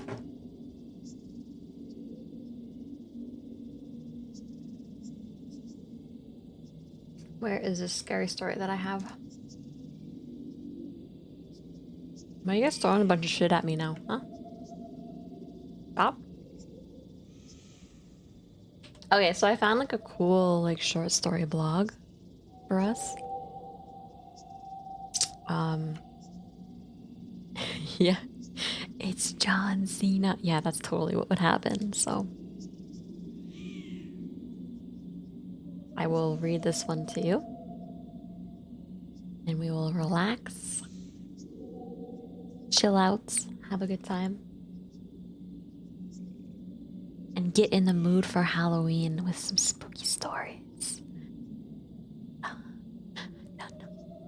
Hi, Snowscoper. Welcome in. How you doing?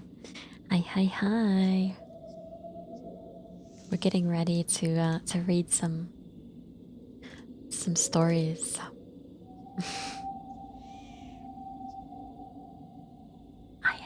I am. Thank you. Thank you. Can you guys hear me okay? When I talk like this? I gotta be quiet. Okay.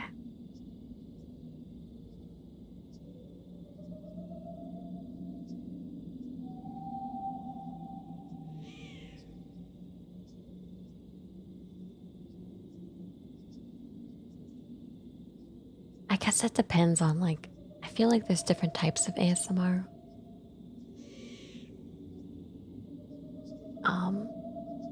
You have one, but it's not ASMR material. This is more just gonna be like a soft-spoken reading with with some, you know, ambience in the background. So let me just turn that there.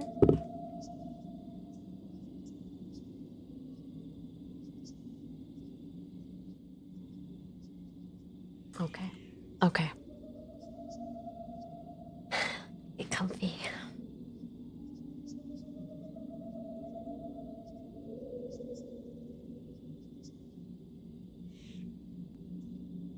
Nice and comfy. Okay, you guys ready? So this is called Adelaide's Cemetery. And it is a short story that I found on a blog. So it's supposed to be good. These stories can contain, it has a warning, contains sensitive content. So just so you know, yeah, be aware. Be aware that this contains sensitive content for anybody. I'm gonna go pee and then I will read to you guys. Okay, I'll be right back.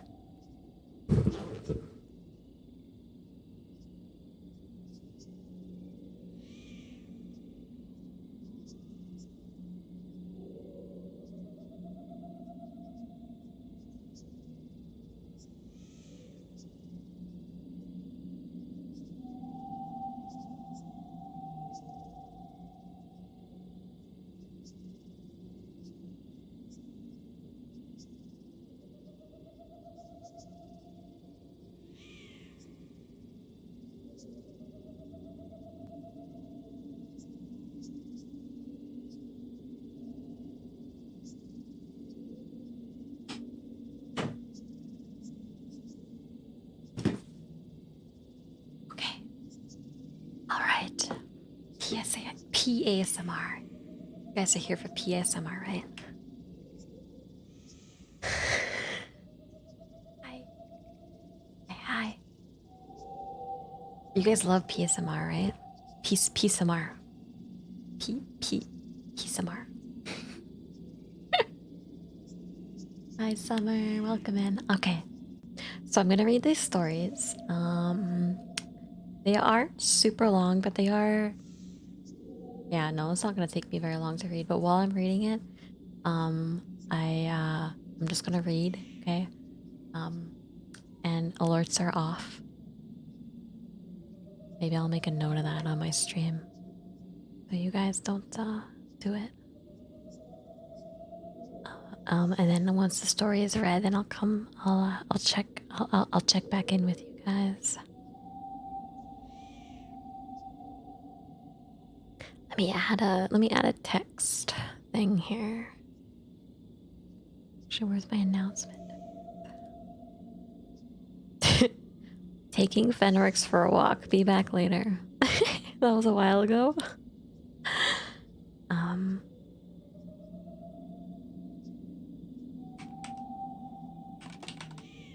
Okay, sound alerts are off. Put it up there. Yeah, that was the old subathon message.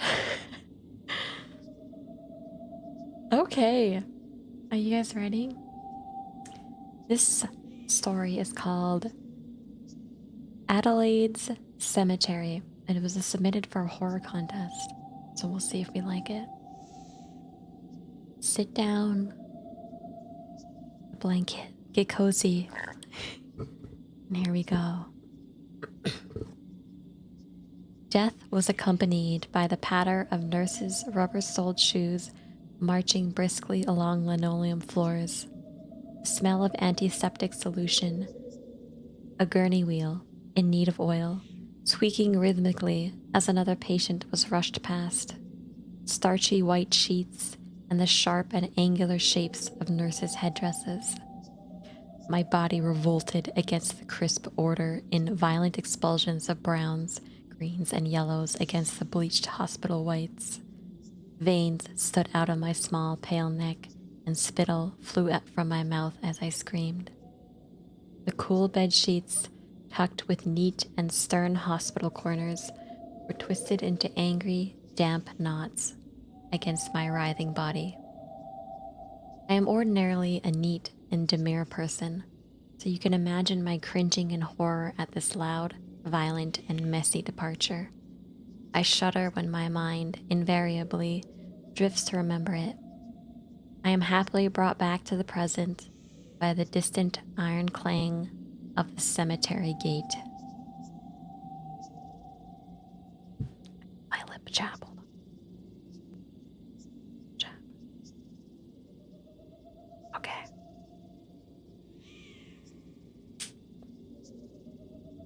There's a reassuring and settled sameness about death, a contentment, cool, mossy, and stone-strewn, calm and painless. Life was harder, stressful. My father worked long days in a crumbling mining tunnels cut deep into the earth.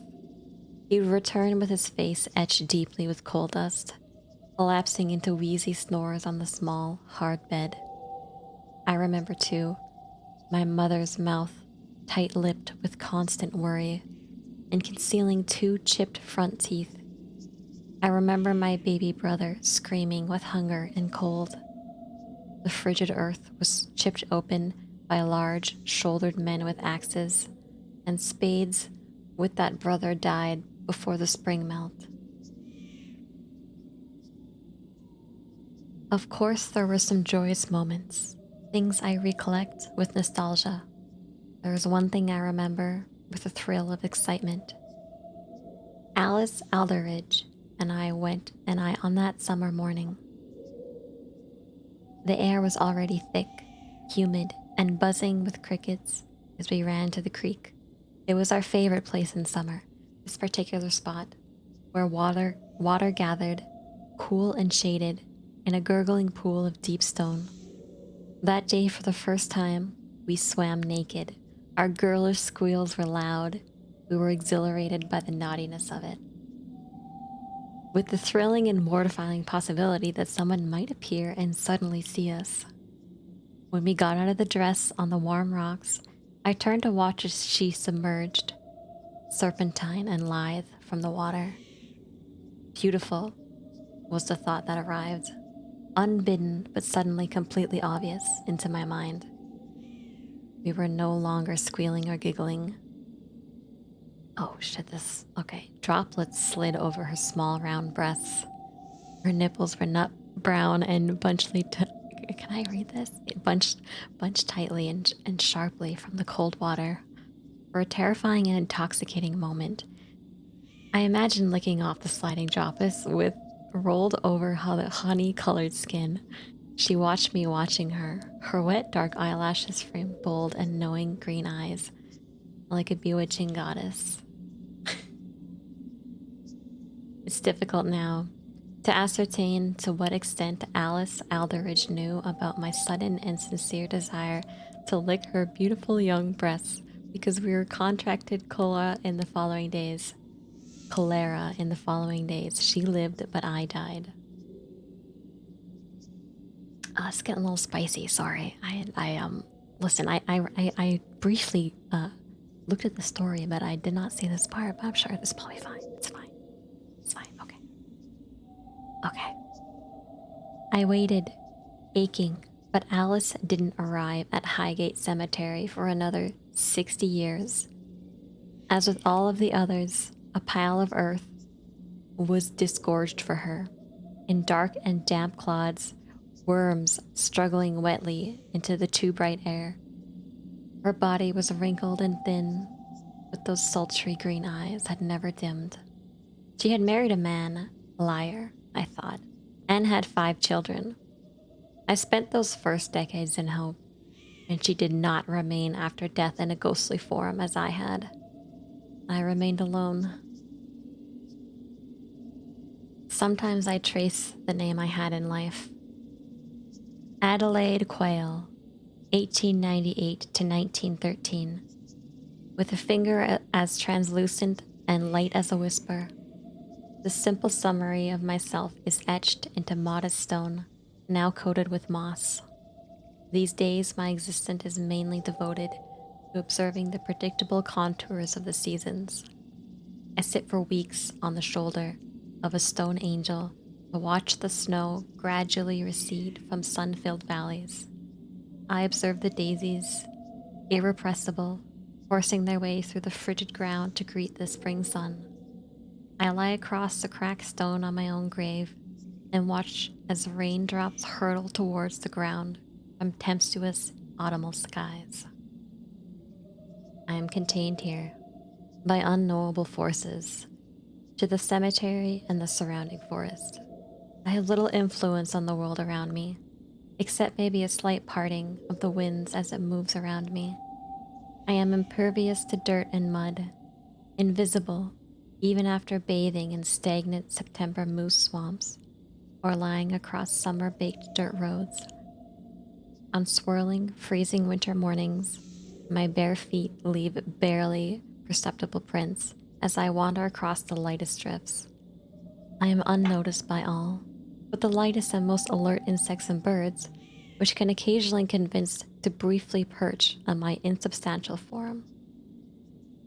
I spend some of my time in the warmer months accompanying tour groups of motley children on school excursions.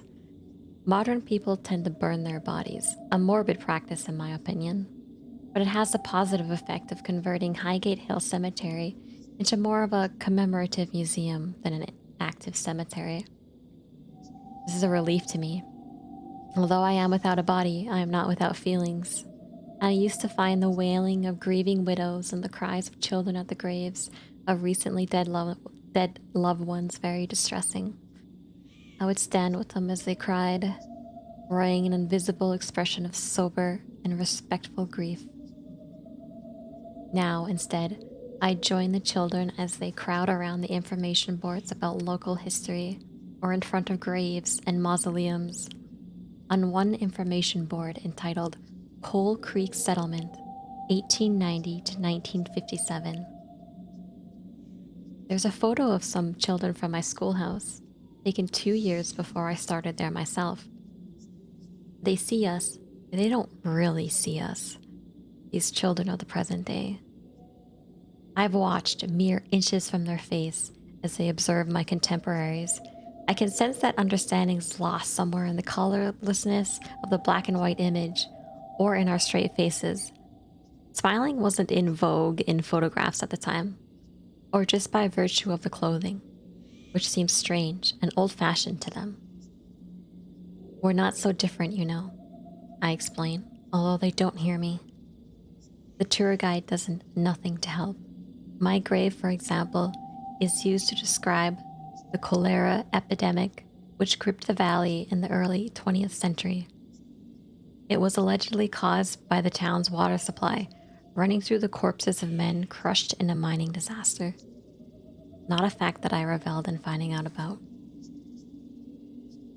Well, there's more to know about me than that, I say irritably. But this woman was born in 1981, so I can't blame her for knowing very little about history.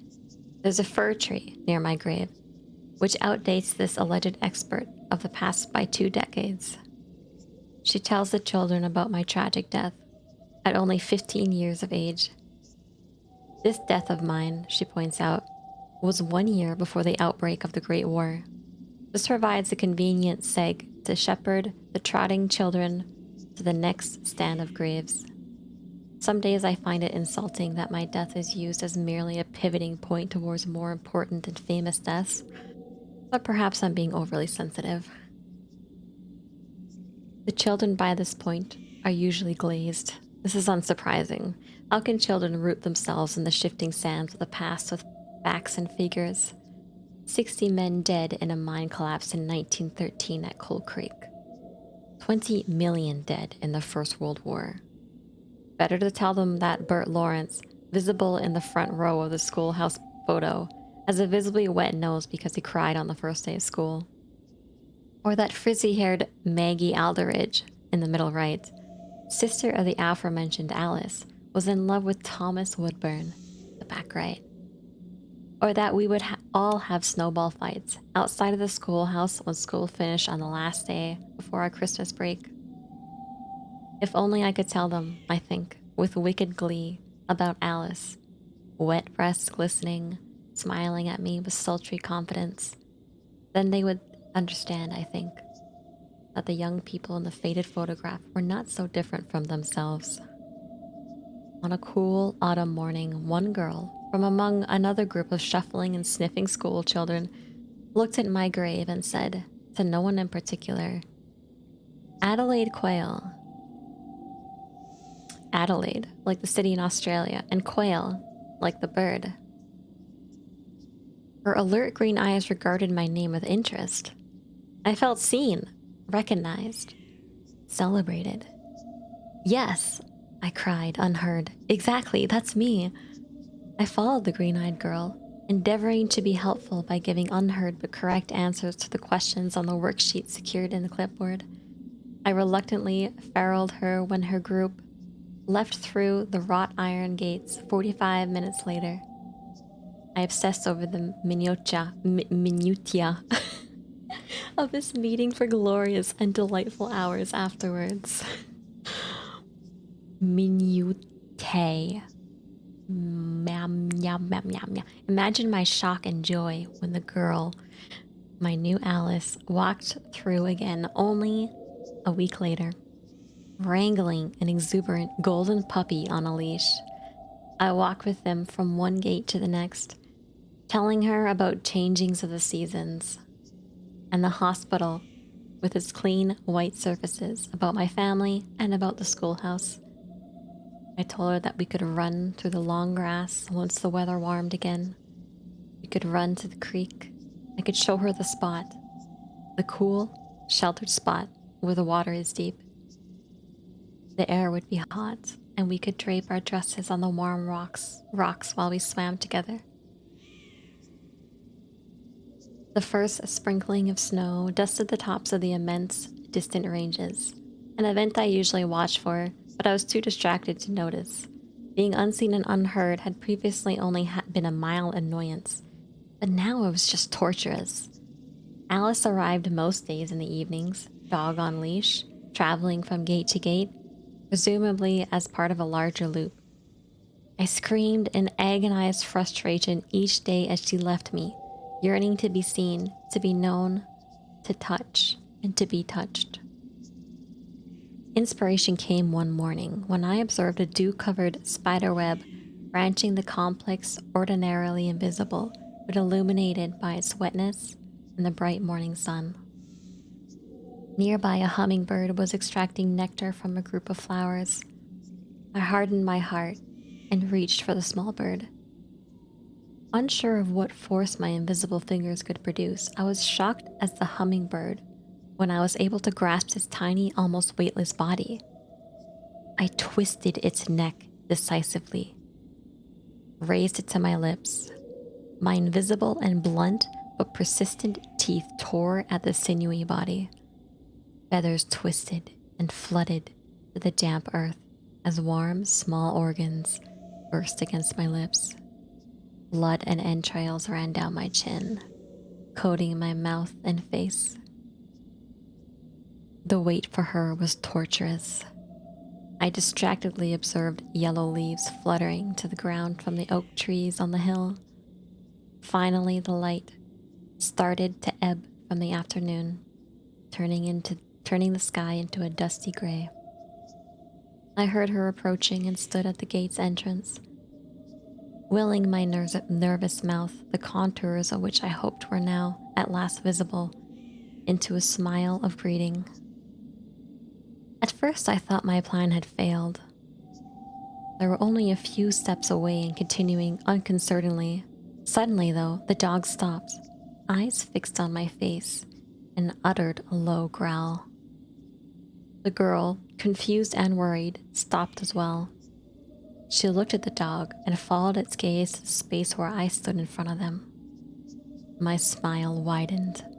I was exhilarated by my scheme, ready for the first time in over a century to be seen. My Alice stumbled backwards, her eyes wide, and a scream beginning in her throat. There was a perfect moment before she ran, where we looked right into each other's eyes. That's it. That's the end. That's the end of the story. Bum, bum, bum. Bum, bum, bum. Hey, thanks. You like that while gaming? Heck yeah, man. Let's go. I thought it'd be really fun. I like reading to you guys. How did you think? Well, how did you enjoy it? It was different. It was a scary story with a point of view of the ghost. Yeah, it wasn't that scary, I guess. It was unique though. I kind of liked it. I guess you never hear about the ghost side, and it was kind of interesting to hear about how sorrowful and alone they are, you know, from being dead forever and nobody seeing you. So desperate for attention. It's kind of crazy, right?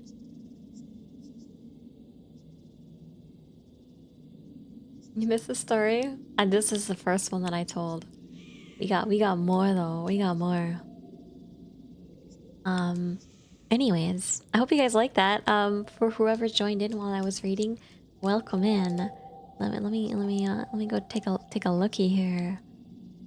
Oh shit, look at this. Bloom Slinger, thank you so much for your follow, and Hero Dolph.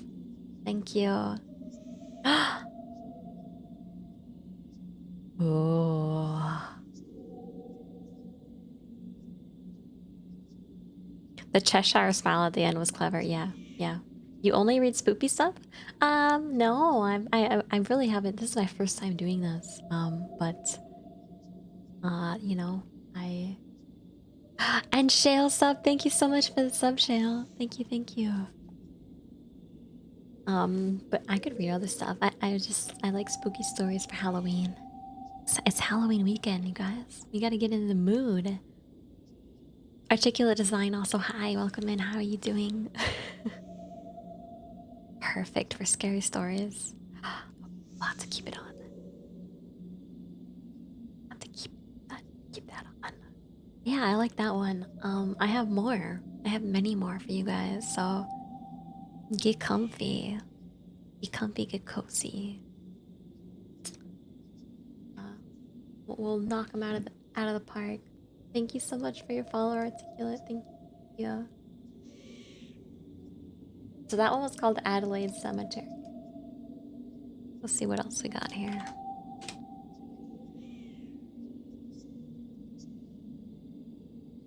Oh, this one. Okay. We could do this. We could do this one. So, sure. We'll go down the list. We'll go down the list. Yeah, get cozy. Get people comfy. I got a blanket on me myself. It's dark in my room. I got enough light. I got the light coming from my monitor to read, and that's it.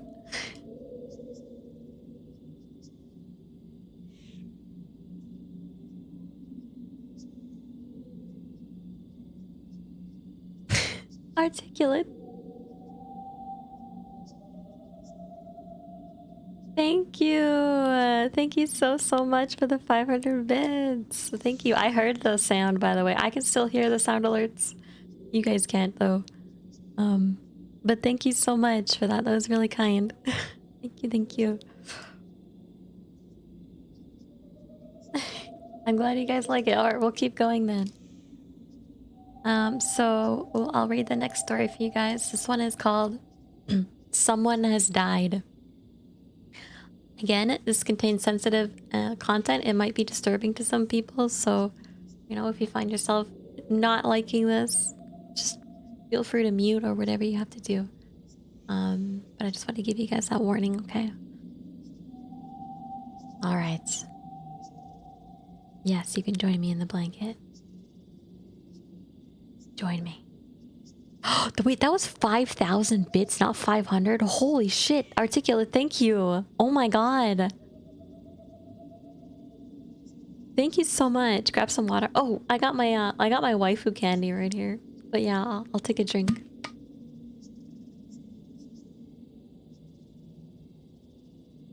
Holy crap, thank you. That's really, really kind of you. Thank you so much.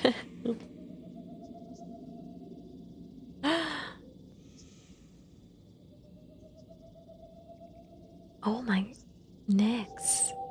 Hydrate, oh, hydrate. I don't plan on dehydrating today, so we're hydrating up.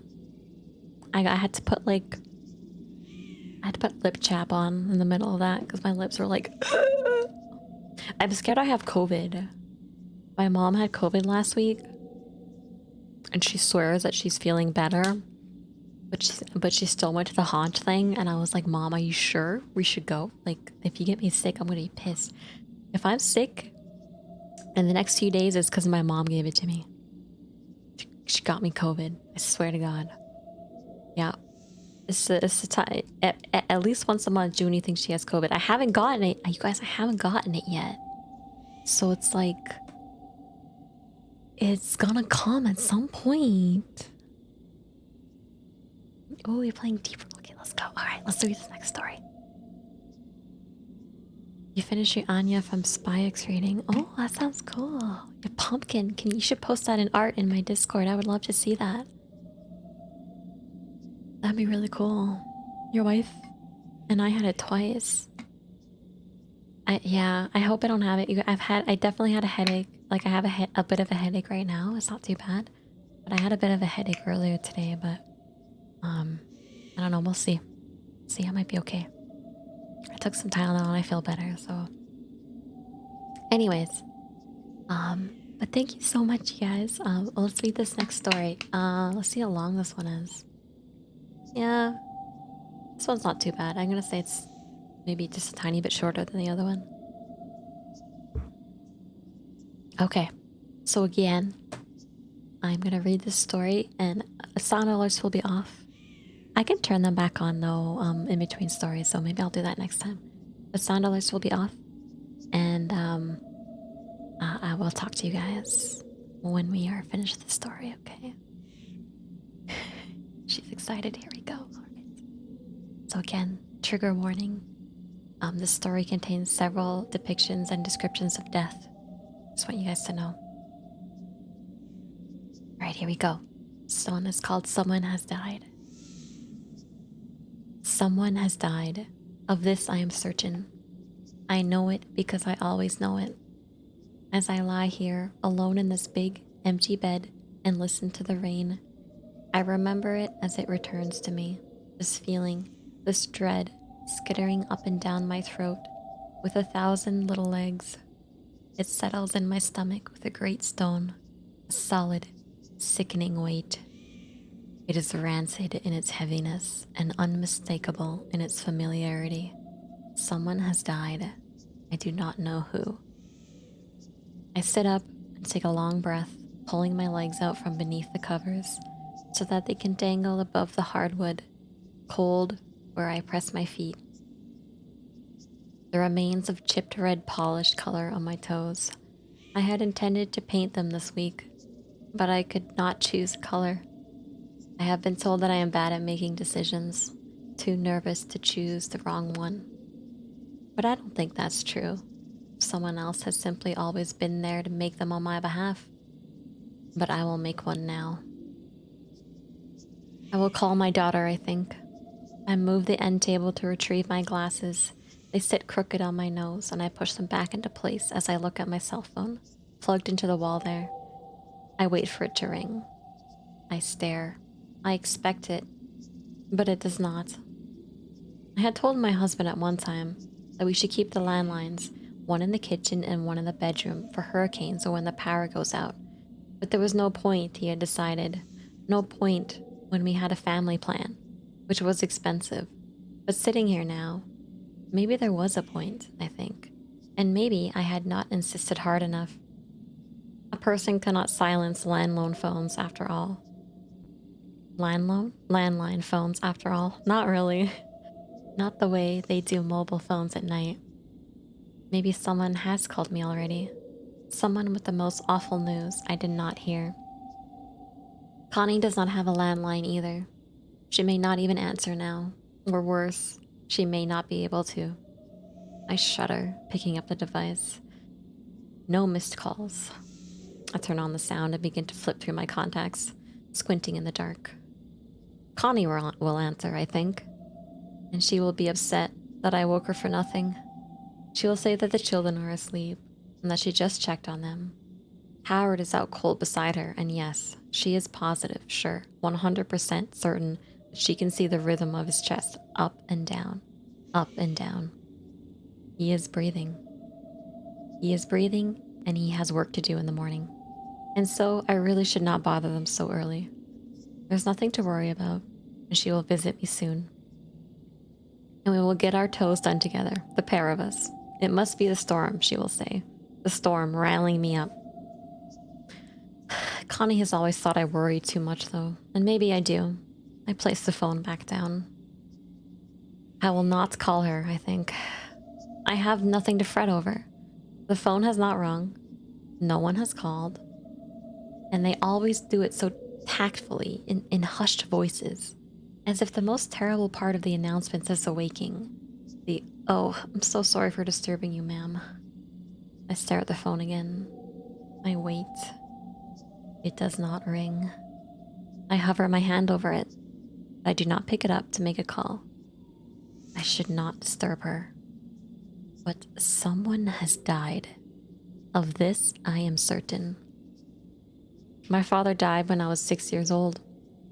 I first felt this peculiar, nauseous feeling, the sensation of knowing as I lay in bed, much smaller than this one, with a delicate white metal headboard, wrought in the shape of flowers. I awoke and stared at the ceiling, taking a long, labored breath and pulling the heavy comforter up to my chin, just as I always did to fight off the wind that could fill the room in the winter months. It rattled the windows and it rattled me, shaking my very bones as I rolled over to look at the little toy chest across the room. It had been gifted to me by some distant cousin when I was very, very young, too young to recall the party, but it had sat there for a long time as I could remember, as if I had always existed right there alongside me. It now sat properly shut for the night. That was when this sensation came for the first time. This indisputable, terrible stone in my gullet. Softly, as to not disturb my parents, I pulled myself upward to sit atop the mattress, and crawling to the floor, I crept inch by inch across the room, my hair dangling over my face. I paused above the toy box, and I stared down at it. And for reasons I even now cannot dare say, I opened the lid. I do not know how my father got inside.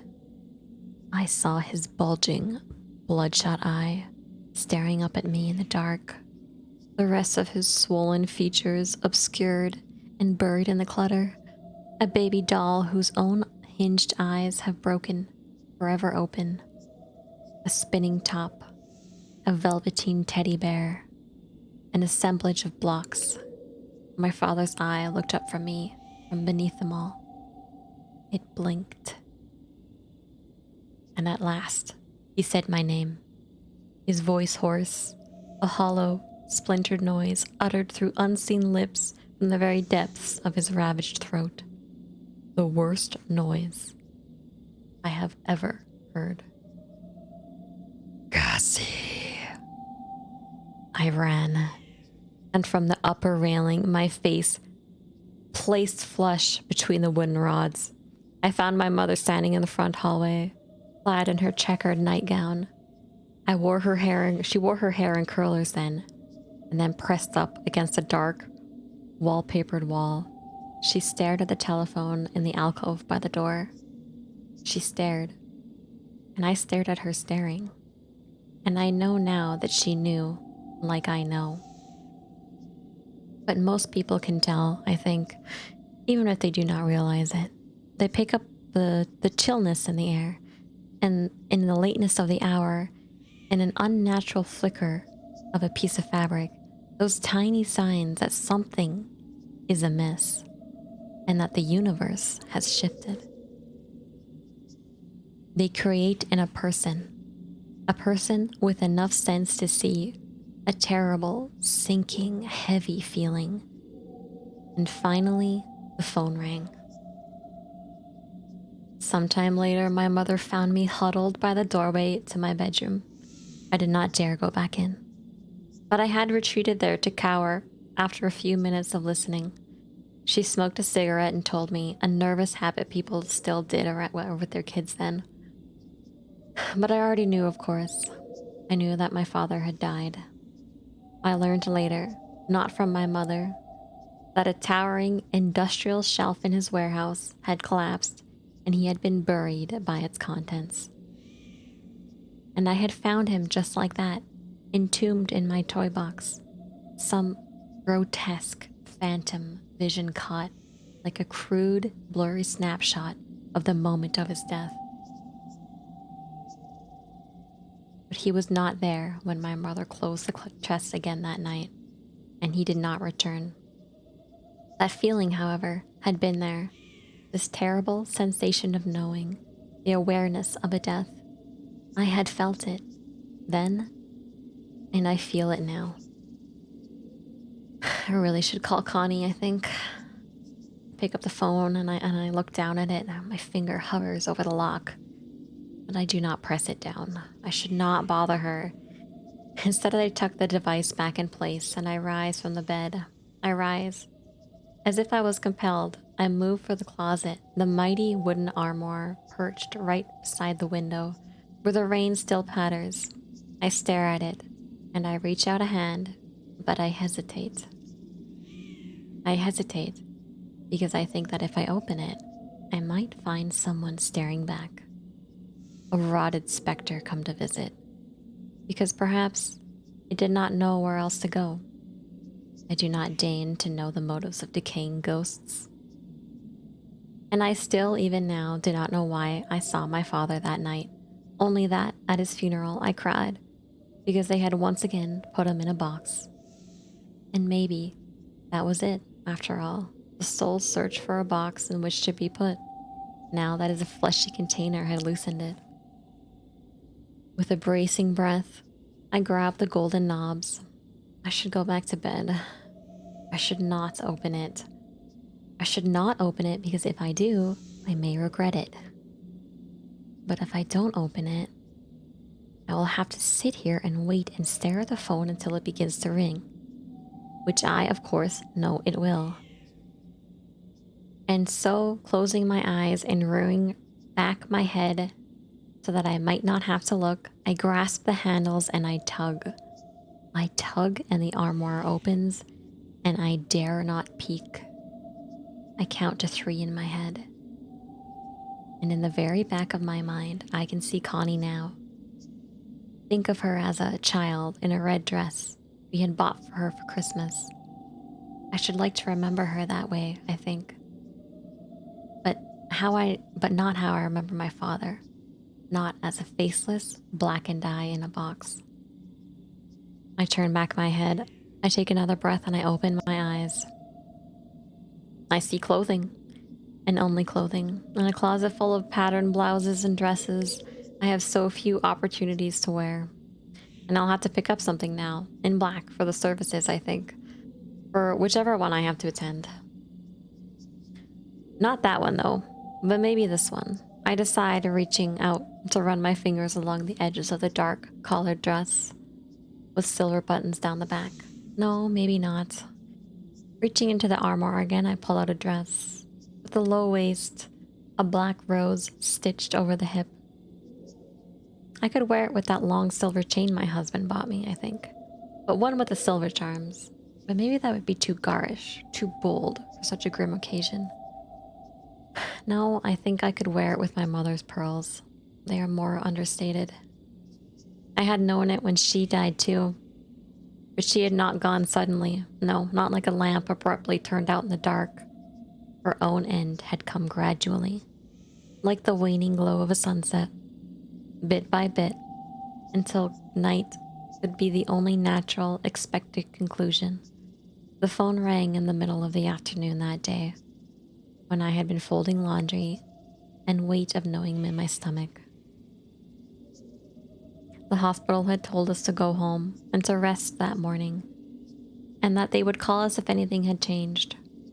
But something had indeed changed before they decided to tell us. I wandered into the kitchen that day to find Connie, all ready with the telephone's cord jumbled around her elbow. And I knew for certain. I should call Connie now, I think. I should have her check on Howard and the children. No, it would wake them. They would be upset. And really, it's just as likely that the coworker or someone from the church. These thoughts bring no comfort. But still, wrapped in them, like a terrible frayed quilt, I reach into the closet once more, shifting through a row of heavy clothing in search of a long-sleeve dress with a belt. I will wear that one to the funeral, I think. It might be the proper choice because I had worn it to my husband's funeral. I was alone in the bed on the night Richard died. He had been working late, as he did so often, and I had fallen asleep early with the television on, lulled by the lullaby of commercials and rain. I awoke as if from a nightmare to find an infomercial about a countertop grill just starting to loop. That feeling once again took hold as I rolled over to check the alarm clock, blinking red, and I lay there for a good long while, watching my phone curled up in a ball beneath the covers, as some sports star extolled the virtues of sleek design, grease traps, and easy cleaning. The phone rang at 2:27 in the morning, and it was on that third chime that I felt a sudden shift in the bed beside me. A ragged, heavy breath ghosted my ear, hot and garbled, the way a person chokes, and a familiar weight of an arm stretched over my lap around my shoulder. The exhaling came, then again and again, a steady, labored noise, rattling in some phantom throat, but I did not dare turn around. I wish now that I had, but I did not. I stared forward. I did not blink, and I picked up my cell phone, plugged into the wall there. Hello? There's water in the car, Cass. Oh God, there's so much water in the car. I let out a long breath at Richard's voice, distorted by static, and all at once the bed was empty again, and only silence was ringing in my ear. A police officer told me a few days later that his little silver Ford had been caught in a sudden storm, and that he had swerved too hard around a bend on the road. He had died from the collision when the vehicle hit the water, they had said. And the drop was too high for any other possibility, of course. So at least he did not drown. Something said kind of was a little bit comforting. And he had not been conscious to see the water filling his car. They did not find his phone. Oh God, I should call Connie. I cannot take this anymore. Turning from the armoire, I move once more for the bed, and my telephone still plugged into the wall, perched there on the end table. I stare, and it rings, and I scream. I can recall from even where I am now, that it was a full, horrible noise, hurled from the very depths of my stomach, as if I were finally letting out that terrible great stone out, the one that had been sitting there within it. It echoes from the very core of me. But I do not answer the phone. My neighbor, in the apartment next door, is a nice young man. He has shaggy hair with an earring, and he checks in on me from time to time. I stir him from sleep with my wailing, and he will, a few moments from now, come to knock on my door. I do not answer, because I am picking up the telephone to see that I have a missed call from Connie, and shaking there in my dark bedroom as he knocks, I decide to dial again. My neighbor will call the police. He will tell them that he heard me scream a little bit after 3 in the morning, and he will tell me that the same story still, for many, many years to come, whispered around darkened tables and across occasional campfire. The police will call Connie, and she will tell them that she had been laying awake all night herself, tossing and turning with a great, heavy weight in her stomach. She will tell them that she had called me when she could no longer bear it, and I did not answer, even though her own phone will ring a few seconds later. She will answer it to hear her own name. She will say, uttered desperately through a flurry of static. But there will be no record of that call, and they will not believe her, citing technical glitches or tricks played by fear. But when they break down my door, they will think I had fallen asleep with my armoire doors open and my glasses on the floor. I had not. But they will find me just as I found myself, blue-faced, breathless, covered still by the mounds of blankets in my own empty bed, where I had lay in many motionless hours by then. Someone has died. Of this I am certain. Someone has died, and oh God, it is I.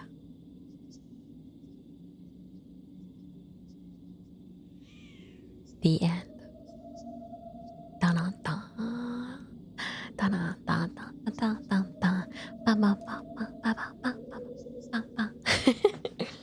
Nice work. Hey, thanks.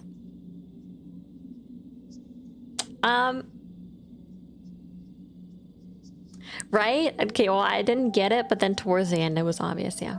I was like, once the neighbors started getting involved, I was like, well, what the fuck? What's going on? You know what it reminded me of? It was like The Sixth Sense. She's literally like, she's like The Sixth Sense. Except the ghosts like come to her. And then she saw her own death. Hey, Kurnas. Yeah. It was really cool. You can definitely like, can you read me every story? I'm glad you guys like it. All right. Let me take a look here. Sunset Amethyst and Kurnas, by the way, thank you so much for your follows while I was reading. I hope you had a fun time listening to the story. You remember reading it a long time ago? Maybe. I just found some I would love to read you guys like any books, but unfortunately copyright laws, so I basically just have to find free things online. You liked it? Good. I feel like they're not super duper scary, but I feel like whenever I read books, I don't know if I can get scared. I can absolutely link the stories on Discord. Let me, oops. But I mean, finding, like if you, I guess it depends, but if you really picture like what's going on with her, it's pretty fucking spooky. It's like, she sees dead people. They don't know they're dead.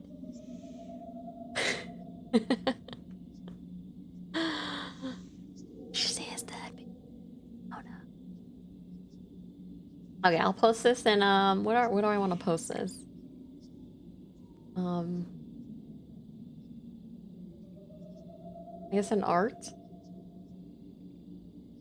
I guess we'll post this in art? Or... Nature's blessings upon you. Riri 5x love, Riri 5x love, Riri 5x love. Vodka! Thank you! Thank you so much, hi! Happy Halloween, you guys. Happy Halloween. Why didn't that one go? I don't know. Okay. Anyways, I linked them in there. In my Discord and art. Stories are art, basically. You got a PB&J? I have a PB&J. That sounds so good. Wikisource has a ton of public domain works on it. Oh. I'm at like some blog.com thing. Yeah. Lighthouse, if you send me that, then I can check out more stories. If you guys like this. I like the spooky stories a lot. How you doing, Darius, by the way? Oh yeah, I read quite a few from No Sleep. No Sleep's good. Like No Sleep. Or creepypasta is pretty good too sometimes. The top rated ones are pretty damn good. Let me go take a look, because I haven't looked at No Sleep in a while. And maybe there's something new that I can read for you guys. Let's see. Usually I'll go back and look like every once in a while and see like what the top one was from like the month. No sleep. Top. Ooh, we have some good ones in here for you guys. Right, articulate? Change it up. Ooh, I'll read this one. This one looks kind of fun. Let me just make sure it's okay. Sometimes I like to make sure that oh, thank you. Thank you so much. I try. Well, this one, yeah, let's try this one. Okay. Maybe you read it. It's on maybe you read it because it's on Reddit.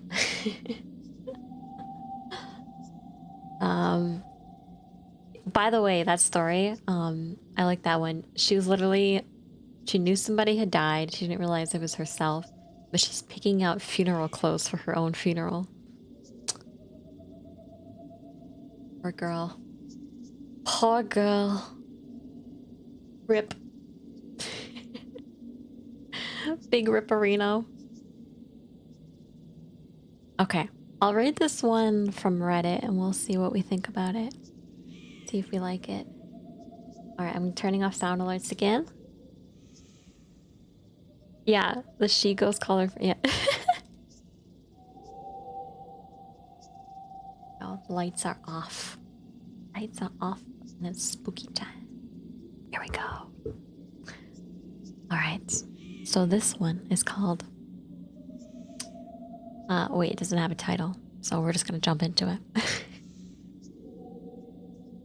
We've been locked in our classroom for days, and our teacher is starting to act very strange.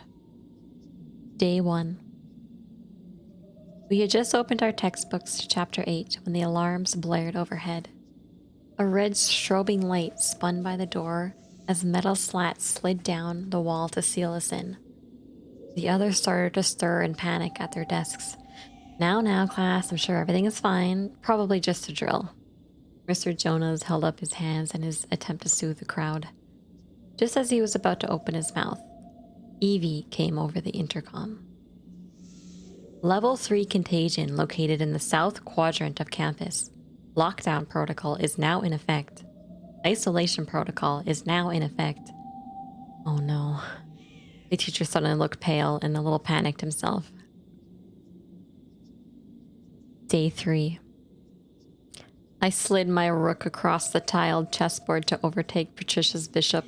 She stuck her tongue out in defiance as I removed it from the board. I smirked and then shoved her saltine cracker in my mouth. Mr. Jonas said we shouldn't be here much longer.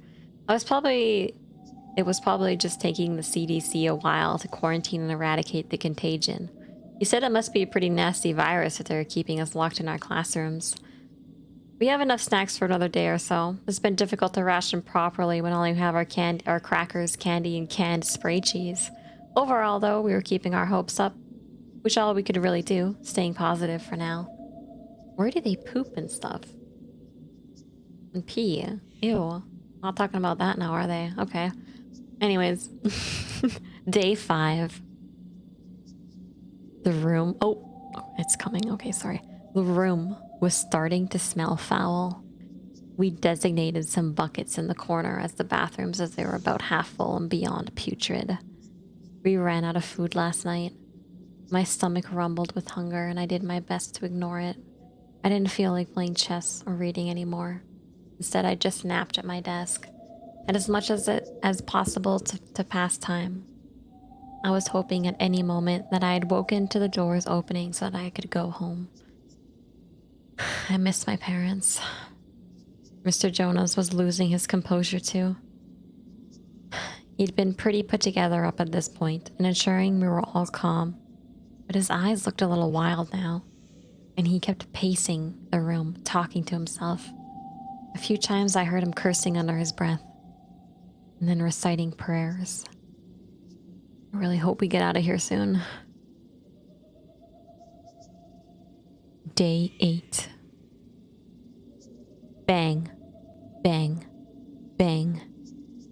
pounding sound coming from the other side of the classroom pulled me from my dreams. Bang, bang, bang. I stayed still to appear asleep, but cracked my eyes just enough to watch as the biology teacher smashed a chair against the steel door over and over again. Bang, bang, bang.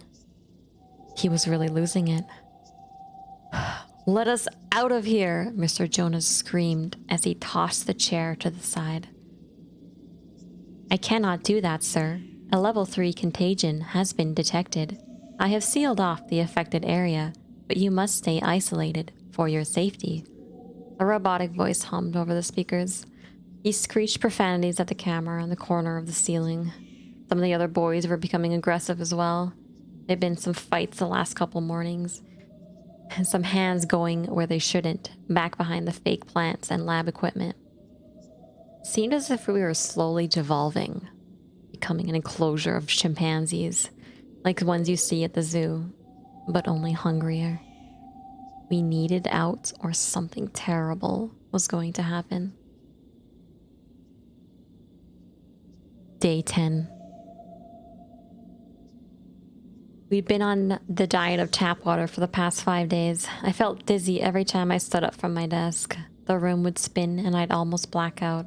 I kept my footing by sheer force of willpower. I had this irrational fear that if I had passed out, I'd be eaten by one of my classmates, like a pack of hyenas on a gazelle, feasting on my intestines as they spilled onto the tiled floor. I know it sounded crazy if I said it out loud, but when I looked around the room and saw all the hungry faces, I didn't think the idea was too far-fetched at all. Mr. Jonas hadn't said a word in over 12 hours. He'd just been sitting at his desk, carving something into the surface with an X-Acto knife. For the first time today, I had thought that maybe we weren't going to make it out of this. Maybe we were all going to die in this classroom. I hung my head and cried.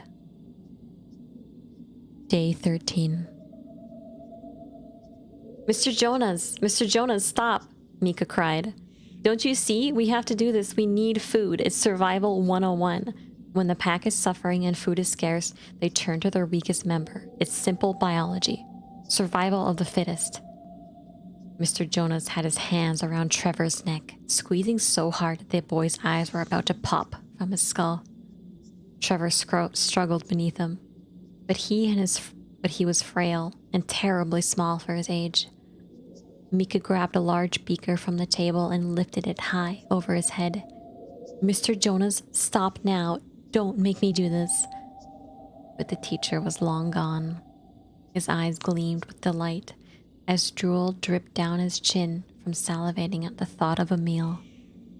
I jumped to my feet as Mika brought the beaker down as hard as he could onto Mr. Jonas' head. It shattered to pieces on impact, knocking the teacher out cold. I helped Mika push him off Trevor. That poor kid was wheezing and gasping for air as tears streamed down his face. "You're all right. It's okay. You're all right." "Thank you." Mika patted the kid on the back, trying to calm him as he wailed. Suddenly, there was a scream, like a war cry, and Mr. Jonas was airborne. He leaped across the desk and plowed into Mika. They both went sprawling across the tile.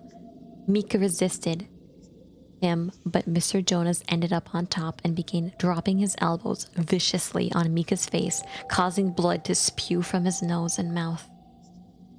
Static filled my mind.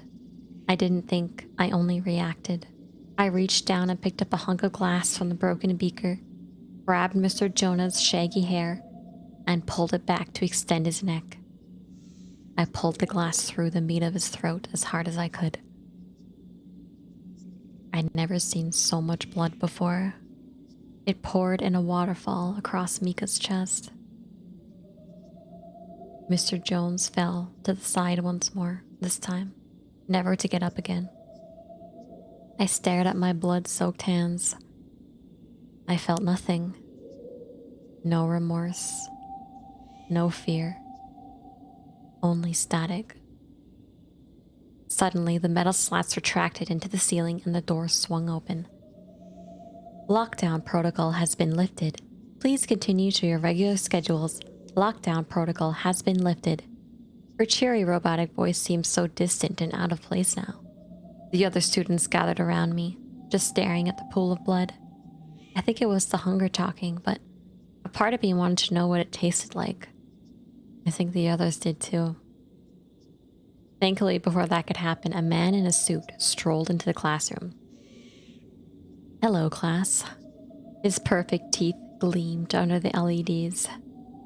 Before we could say anything, a team of adults in overalls pulled into the room. Some began taking pictures of everything. Others started cleaning up Mr. Jonas. One man with gray hair dropped a large box on a teacher's desk and opened it. He then started throwing fresh fruit and granola bars to each of the students. We devoured everything he gave us. I started to feel more like myself after 2 bananas and 4 granola bars.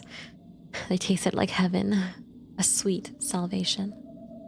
The first man with the nice teeth and the expensive suit waited until we were all done before he addressed us again. I know it has been a long 13 days, guys. I appreciate you hanging in there. I've alerted each of your parents that you've been cleared to go home. The classroom erupted in cheers, and we all hugged each other. Even Mika, covered in gore, danced around excitedly. You'll be able to go home soon, but first, I just need to do a little debrief with each of you before you go. I'm going to set up in the counselor's office, and Mr. Moses is here and is going to bring you down one by one to give you an account on what happened here during isolation. We all nodded our heads in agreement. Anything to get out of here. Mr. Moses, the man with the gray hair and the snacks, took us down one by one, and we spilled our guts to the man with nice teeth. When I gave my story on what it felt like and I was still numb, even when describing how I killed Mr. Jonas, I just felt nothing. It wasn't until I gotten home that evening that I'd broken down and wept. Once I was in my mother's arms, I cried and I cried until I couldn't anymore. Then I ate more food than I ever had. I shoveled down past it down my throat until I thought my stomach would burst. It was a good feeling to be full, to be human again. Years later, while I was at university, a whistleblower had leaked what we had endured at the school was a government cover-up for a top-secret experiment. There had been no virus, no contagion. It had been an experiment to test the artificial intelligence system they had at the school. But then it morphed into a social experiment to see how long we would last before someone was murdered or severely harmed. To test the boundaries of civility and moral character under immense pressure, just in case there was a real issue with the code in the AI, and this scenario became a reality elsewhere. When I killed Mr. Jonas, it had ended the experiment. The news made me sick to my stomach. I was angry and disgusted for weeks. I was okay with it now, you see. Trevor may have been the weakest member of the Pride perhaps, but he was also a genius. With his hacking expertise, we were able to locate Mr. Nice Teeth and Mr. Moses. It had been 6 days so far, and every time they scream and hit the door with a chair, I just can't help but smile. A little experiment of a few of us are conducting. It'll end when someone is murdered or severely injured. Maybe. The end. Oh shit, dude. Yo, those kids got revenge. Got revenge.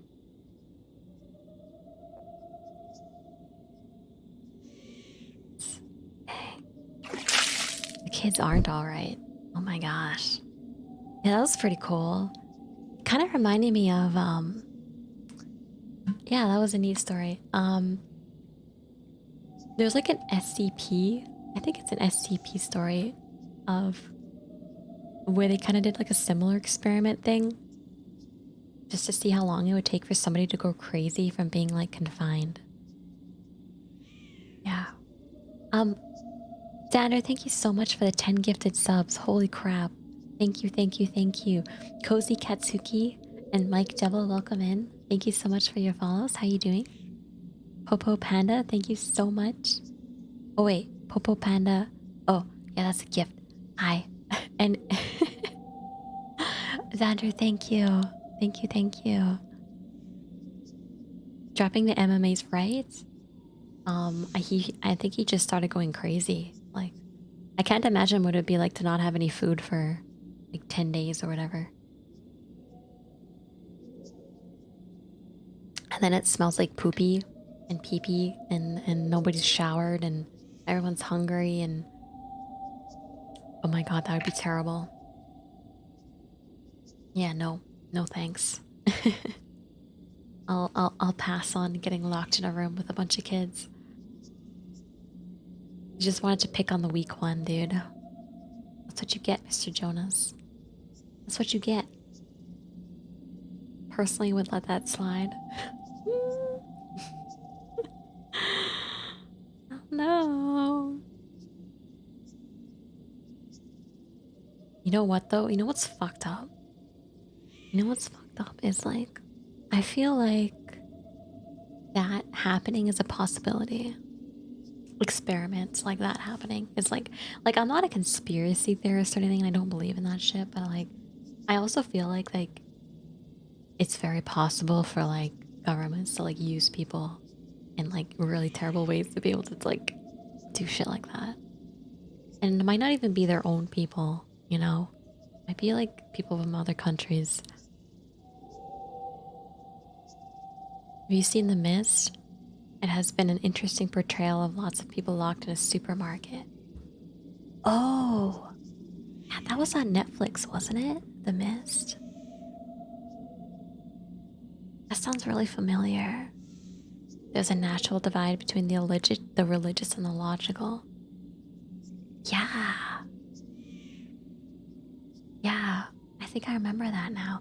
But there was monsters in The Mist, right? I think that was the whole thing. There was like weird spooky monsters in The Mist.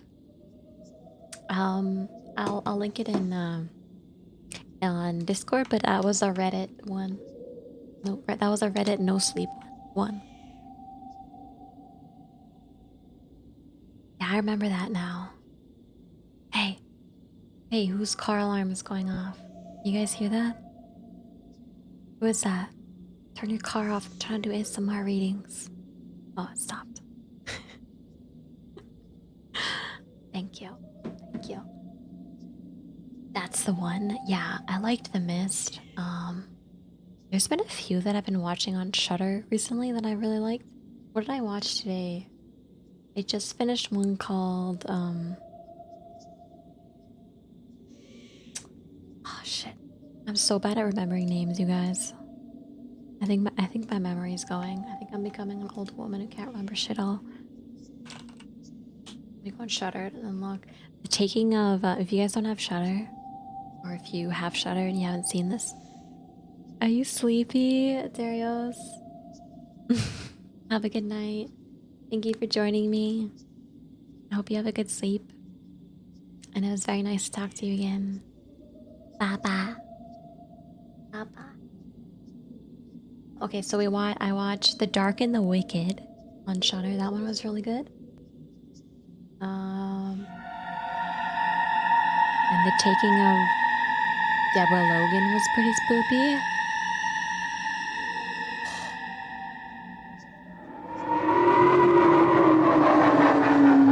Spooky.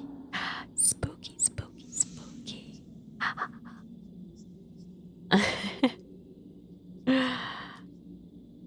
Hey, Moon Outpost Dancer. Hello, welcome in. Hi, Raiders. Playing Arma 3. Thank you so much for your raid. Hello. I hope you had a good stream. How was Arma? Welcome in. We're just in between stories right now. We've been reading a few short horror kind of spooky Halloweeny stories. It's been quite nice, I think. It's been quite nice. Let's see, what else do we have? Oh yeah, I watched The Cellar on Shudder. The Cellar was pretty good too. It was like kind of took a twist. Took a twist that I was not expecting. That was an interesting one, yeah. We played the SCP Foundation mod and it was very scary. What is the SCP Foundation mod? Have you guys seen that SCP game on Steam? Did you know that you can play it with like... Oh my god, you guys, why is your car alarm going off again? The SCP game on Steam, you can play it with like a whole bunch of people. Did you guys see that? And it's free. I feel like that'd be really fun to play with you guys. I just haven't like looked in to see how it works yet. I'll have to see what that's about though. The SCP Foundation mod. There's like 5 SCP games on Steam. There. There was one in particular that was free that I was looking at. I thought would be fun for us. Have you seen The Void? I don't think I have. Let me look it up really quick. The Void. I have not seen The Void. Should I? Do you recommend it? Sucking Tom Cruise's toes? I...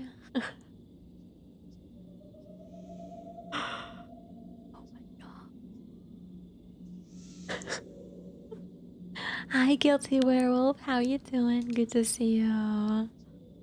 I like your name, Tom Cruise. I like your name. It's where you go on a mission to find out information on missing people and find zombies and cult people. Oh, I feel like I'm so exhausted. Go to bed. Sander, thank you so much for your support and for the 10 gifted subbies today. That was really kind. Thank you so much. I like your model. Thank you. I'm in my Halloween costume right now. So much though. Cosmic horror. Oh. Cosmic horror. Interesting. The Void. Let me look at it. Wait, let me read the description. Shortly after delivering a patient to an understaffed hospital, a police officer experiences strange and violent occurrences seemingly linked to a group of mysterious hooded figures. Dude, I love cult movies. Cult movies are good. One of the Paranormal Activities was a cult movie. I think that was 3. One of them was, and it was... I wouldn't say it was super spooky, but they took a different turn with it. I squealed multiple times. I was so scared. Let's go. Heck yeah, heck yeah. I wanted to see what these SCP games are. I know SCP has like a huge following. A lot of people really like this stuff. It's my Steam.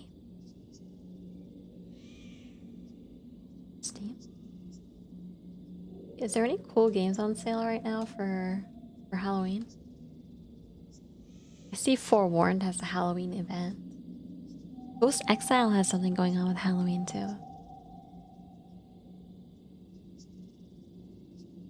Oh yeah, Inside the Backrooms is one that I wanted to try out. Humans scare you more than ghosts. Humans are the true scary, yeah. I mean, I feel like I like ghost movies better, but humans scare me more than ghosts personally, like in real life. I think I'm just more entertained by ghost movies. Dead by Daylight's $8. I already have Dead by Daylight. Yes, I think I'm getting sick. I'm kind of worried I might have COVID. This isn't Juni being like, I swear to God, I might have it. Little Nightmares? Oh, I have Little Nightmares 1. I really wanted the second one.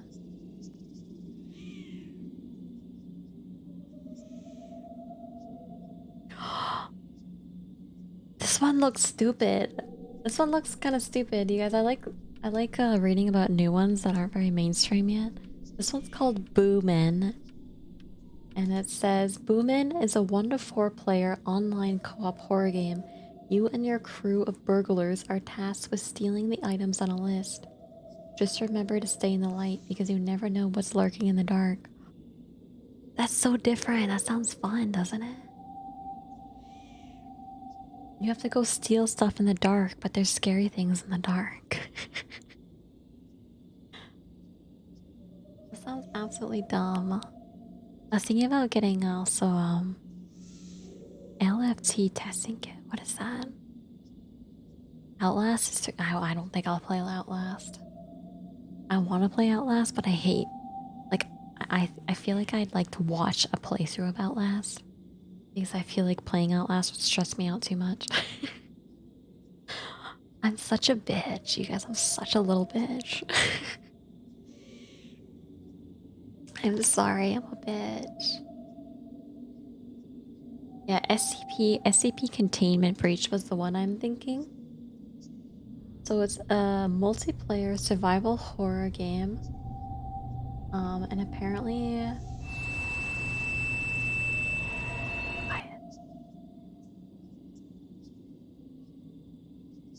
Apparently you can play as the thing, or you can play as the people trying to escape. Containment Breach mode, co-op and multiplayer containment breach with up to 64 players.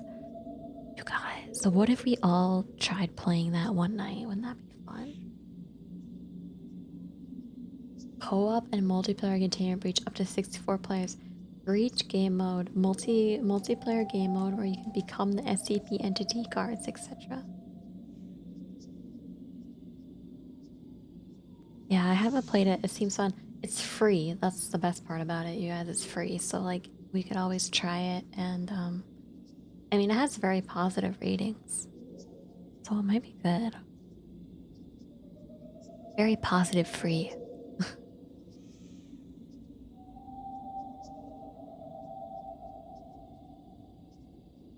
It's a trailer on Saturnalia. Look it up.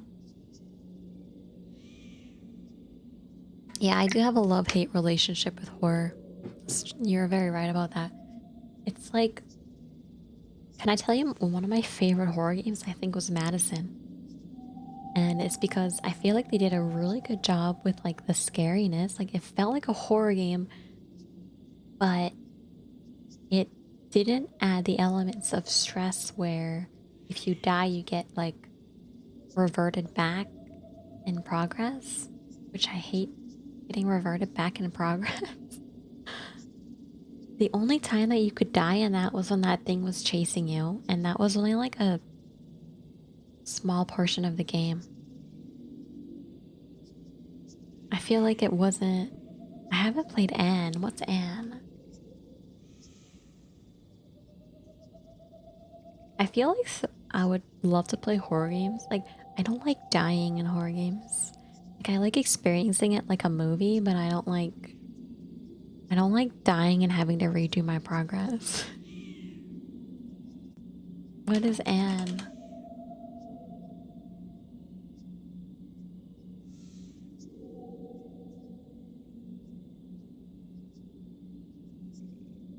It's a good horror game, really basic but good. Oh. Oh. Oh, I have Layers of Fear. I have to play it again. I played it, I think, last year for Halloween, and then I never finished it. Yeah, I did. I think I might play Layers of Fear. I didn't finish it. I don't know why, but I don't know. I don't know. I think I'm just a little bitch. I complain. Like, I don't like dying. I think the worst part of like, definitely the worst part of, like, I liked, what was the horror game? Visage. I liked Visage. Like, I feel like they had cool stories and good ambience and good scares, but I just hated the stress of, having limited resources to be able to see to do stuff. Because you need to be able to see to like do shit. And then you have limited resources. And there's like a thing that chases you. But the thing is, it was like stressful because the thing would just chase you and all you'd have to do is like run away for 10 seconds. It like didn't really like feel super. It didn't feel super like. Didn't feel fun, you know? It didn't feel fun. Usually that's how I try and gauge it. I'm like, does this feel fun to me? Because even when you're scared and like challenged, you still feel fun. But like as soon as you stop feeling fun and you start to feel annoyed, I think that's the thing with Ghost Exile. If you guys were watching me play Ghost Exile, there's that point when you're starting to do the exorcist ritual and you have to run around the house and close the portals. But for some reason you have to do it like 5 or 6 times.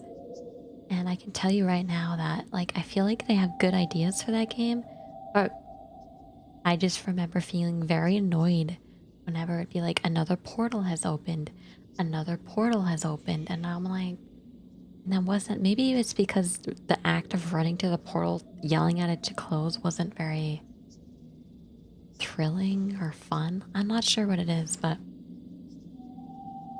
my favorite horror game is solo queue rank. Oh, my favorite horror game is League of Legends.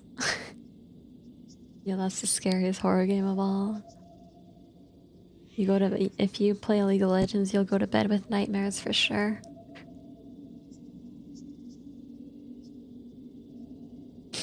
Yeah, another portal has opened. I'm like, dude. And then it's like you have no sanity because sometimes you have to have no sanity, and then the ghost is hunting constantly the entire time. It's like impossible to get the ritual done. That game's got really cool ideas, but I should write a review. You know, I should probably like help the devs out and write a review. I usually don't do that shit, but I feel like I should. Some of that and the additional modifiers. Yeah, they didn't explain things very well. Like, I feel like the tutorial did a pretty good job of stepping you through, but there's a lot of unexplained stuff that they didn't really teach you. And then the fact that they automatically turn on the hard mode stuff was a little weird. Just do an ASMR video game reviews. Alright, my name is Juni, and I am here to review your game. I give it a 3 out of 5 gameplay. Yeah. I don't know why all of a sudden got a nerdy voice doing that, but um, what if I did like walkthroughs where it was like, hello YouTube, my name's Junie. Here we're gonna do this game, and this is my build using this. You can see my talents here. This is my build, and I really like this build because I calculated that the amount of DPS that it does is a substantial amount more than any other build, and I like to do big damn.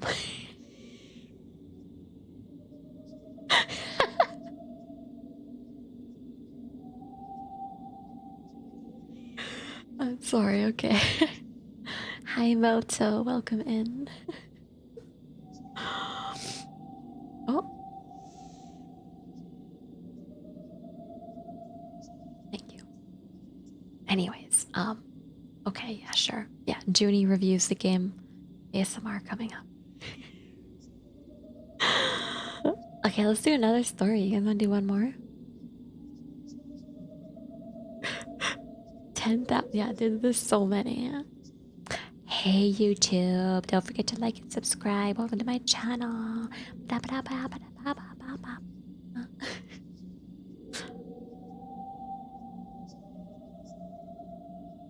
All right. I'm gonna do one more. Welcome back to my channel.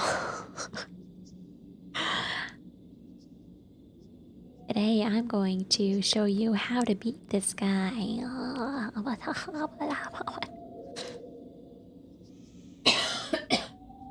I'm sorry. I think I have COVID. I'm sorry. Okay. Which one do I want to read for our last one? I gotta make it a good one. So I got COVID.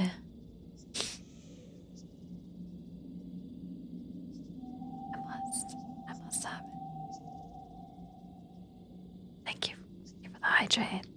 Let me drink.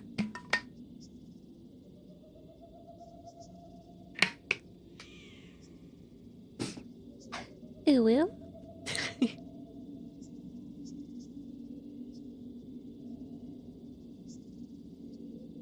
Ooh, will. Ooh, will. Would you like to welcome back to my Uwu channel? Uwu, learn how to touch a bulgy walgy, Uwu.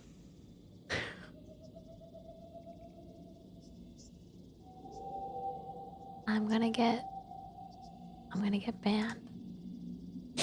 I'm gonna get banned so hard. Okay. Go back to no sleep. Let's see what we find.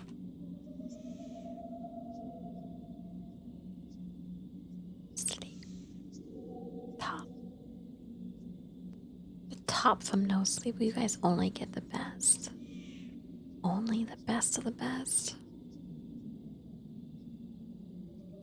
Ooh, this one looks really scary and it's got a crazy amount of upvotes. It's gotta be good. I'm sorry if you've read it already, but I'm gonna read to you in my Juni voice, so it'll be completely different. It'll be completely different. Oh, will. It will. Guys, stop making me cringe. You guys are turning me into cringe, okay? Into my Juni voice. No, I'm not gonna read it in an uwu voice the entire time. No.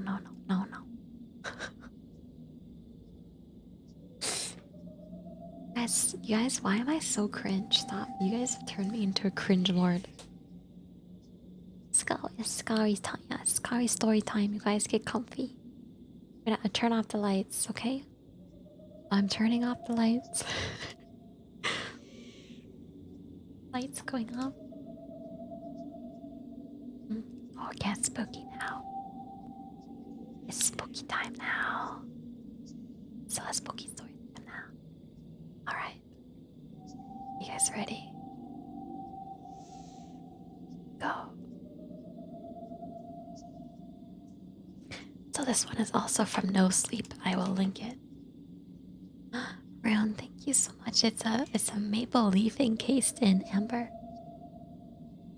Thank you. Okay. Here we go. My wife has been peeking at me from around corners and behind furniture. It's gone from weird to terrifying. My wife, Lynn, and I have been together for 6 years and married for 11 months. Our entire history together has been very normal, and never once have I noticed any weird behaviors or red flags. I can't stress enough about how out of character this whole thing is for her. Lynn is very kind, intelligent, and thoughtful. She's always been the no-nonsense type of person. Being childish or trying to scare me is not something she'd normally do. She doesn't even like watching horror movies. When we first started dating, she agreed to watch The Shining with me because she knew how much I loved horror. She was so scared she didn't even make it through halfway through the movie before we had to turn it off. She isn't into anything creepy and has never been into pranks. It's just not her cup of tea. And that's fine. And that's what was so strange about this. It's just so unlike her. I should also add that she never had any mental health issues as far as I'm aware of, and doesn't run in her family. I know some people are able to hide their mental health problems, but in the 6 years we've been together, I think I'd have some sort of sign. 2 months ago, I was in my kitchen making myself coffee before work. I was running a bit late that morning and I knew I wouldn't be able to make it to Dunkin' Donuts for my usual morning fix. I took a sip of my coffee as I hurried down the hall towards the front door. When I happened to notice Lynn peeking at me from around the corner ahead of me, I could only see her eyes and a strand of her long, dark hair hanging against the wall. The rest of her body was concealed behind the corner, I nearly spilt my coffee when I saw her. I did burn the shit out of my lips. Jeez, Lynn, I said, wiping a few drops of coffee from my pants. You scared the shit out of me. She immediately popped out of view like that little kid that had just been caught. I heard her scurry off towards the living room, but by the time I got to the front door, she was out of sight. It was really weird. Just totally out of character for her, like I said. But I also find it kind of funny that she was being more playful and a little less serious. I shouted at her that I loved her, and I called her a weirdo as I shut the door behind me. I heard her laughing. Her behavior was a bit odd, but it certainly wasn't something to call a priest over. I forgot about it by the time lunch had come by, and I got home and she was her normal self. She didn't bring it up, and neither did I didn't bring it up, and neither did she. And life went on. The next incident happened 3 days later. It was around 2 a.m., and I had woken up to get a drink. I was standing at the kitchen island, jug of OJ in hand, when I felt a strong feeling that I was being watched. For whatever reason, I looked down at the floor and saw my wife's smiling face staring back. She peeked at me from the other side of the island, staring up at me with wide, unblinking eyes and grinning like the Cheshire Cat. I screamed, I'll admit it, not out of irritation, but fear. For some reason at that moment, I was scared. At the sound of my scream, Lynn scuttled backwards out of my view, her hands and feet smacking the tile floor as she hurried out of the kitchen on all fours. I didn't run after her, or even yell after her. I just stood there frozen in shock, wondering what the fuck had possessed her to do that. It took me a little longer that I admit to go back upstairs, but I eventually did. When I got to our bedroom, Lynn was lying on her side, asleep. Or at least pretending to be. I stood there for a while watching her breathing to be sure she really was asleep. I had the feeling she might jump out at me the moment I got into bed, which she didn't. I climbed into bed and she didn't even move. Her breathing was soft and deep, and I started to wonder if I'd dreamt the whole thing. The next morning I waited for her to come down for coffee, and after handing her a mug and kissing her cheek, I decided to ask her about it. What was that about last night? I asked, keeping my tone light so I didn't offend or embarrass her. She frowned over her cup of coffee, shaking her head like she had no clue what I was referring to. You were peeking at me again, from over there, I said, pointing to the spot on the kitchen island. She followed my gaze, and when she looked back at me, she burst out laughing. She laughed so hard that I couldn't help but join her. You creep me the fuck out sometimes, you know that? I said. She giggled and set her cup on the counter and wrapped her arms around my neck. You creep me out all the time, so I guess we're even, she teased.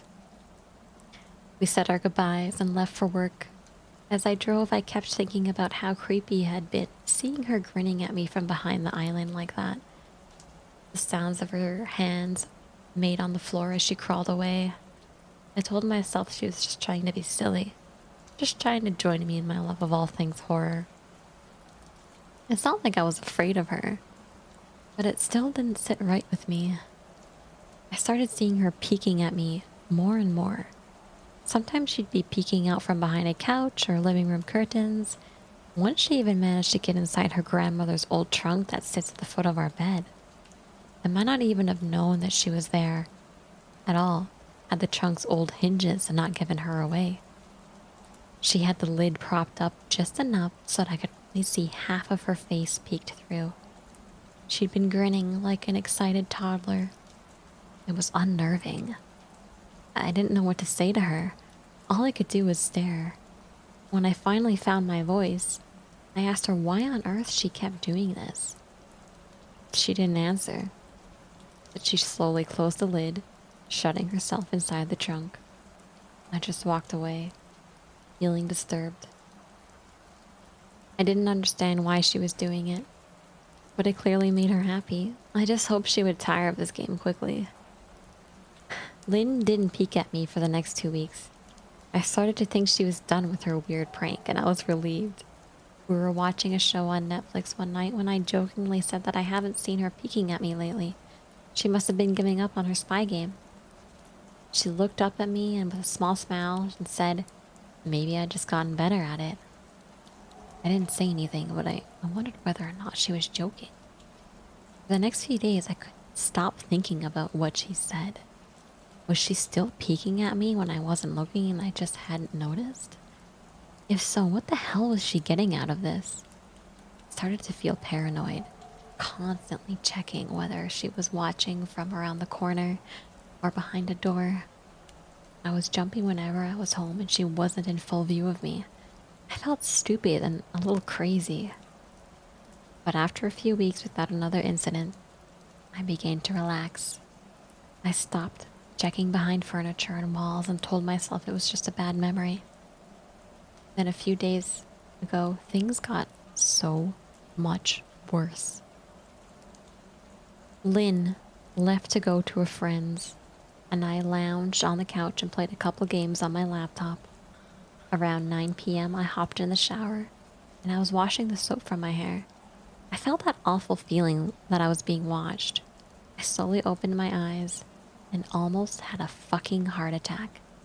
Lynn was peeking from behind the shower curtain, her entire head stretched into the shower, leaving her body outside.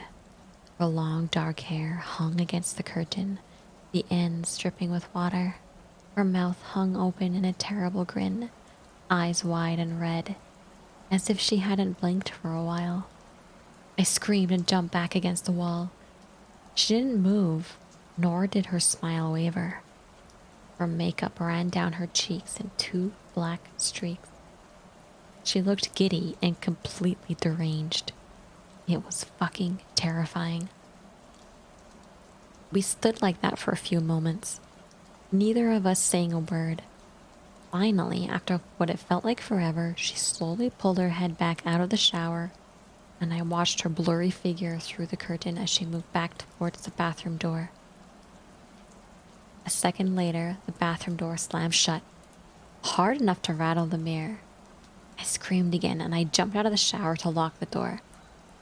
I stayed inside the bathroom for maybe over an hour. Maybe I overreacted to some of you, but joke it not, I wasn't going to put up with this crazy shit anymore. That's what I kept telling myself as I paced around the bathroom, stopping to listen at the door every few minutes. Suddenly I heard a muffled sound, and I pressed my ear against the bathroom door, straining to listen. I couldn't hear anything, but I envisioned Lynn standing on the other side of the door, giggling at her joke. I felt a surge of anger. I was beyond pissed at being made to feel scared in my own house and made to hide in my own bathroom for an hour. All for what? Some joke? If this was a joke, it was an awful one. What the fuck, Lynn? I snapped. This shit is getting really fucking annoying. I waited for her to apologize or to call me a jerk, but instead, I heard a faint moan. So quiet, I wondered if I had heard it at all. And then complete silence. Lynn? I called out, not able to hide the shakiness of my voice. I got no response. Just my own heavy breathing. I swear to God, just fucking stop it. I yelled, pounding my fist on the door. I waited for her to cuss me out. Something I would expect from me talking to her like that. I never screamed at her before. There was nothing. Just the occasional drip from the shower head. I won't deny that I was scared, too afraid to open the damn door and face my own wife. I waited another 30 minutes or so, which felt like a fucking lifetime when you're scared. Finally, I decided I wasn't going to spend the night hiding in the bathroom, so I got down on my knees and peered under the door. I almost expected to see her face peeking back at me, but thankfully, I didn't.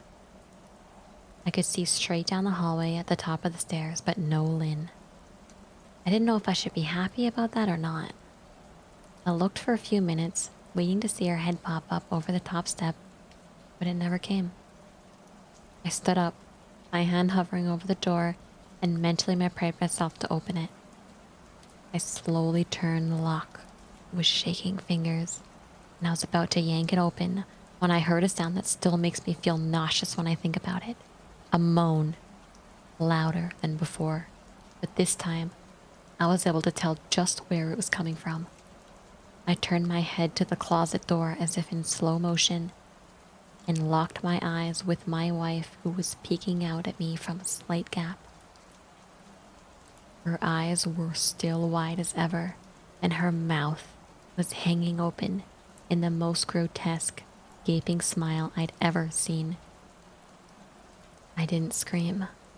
I was too scared even for that. Her hands were clamped to her chest, body trembling with sheer delight, as if she could barely contain her excitement.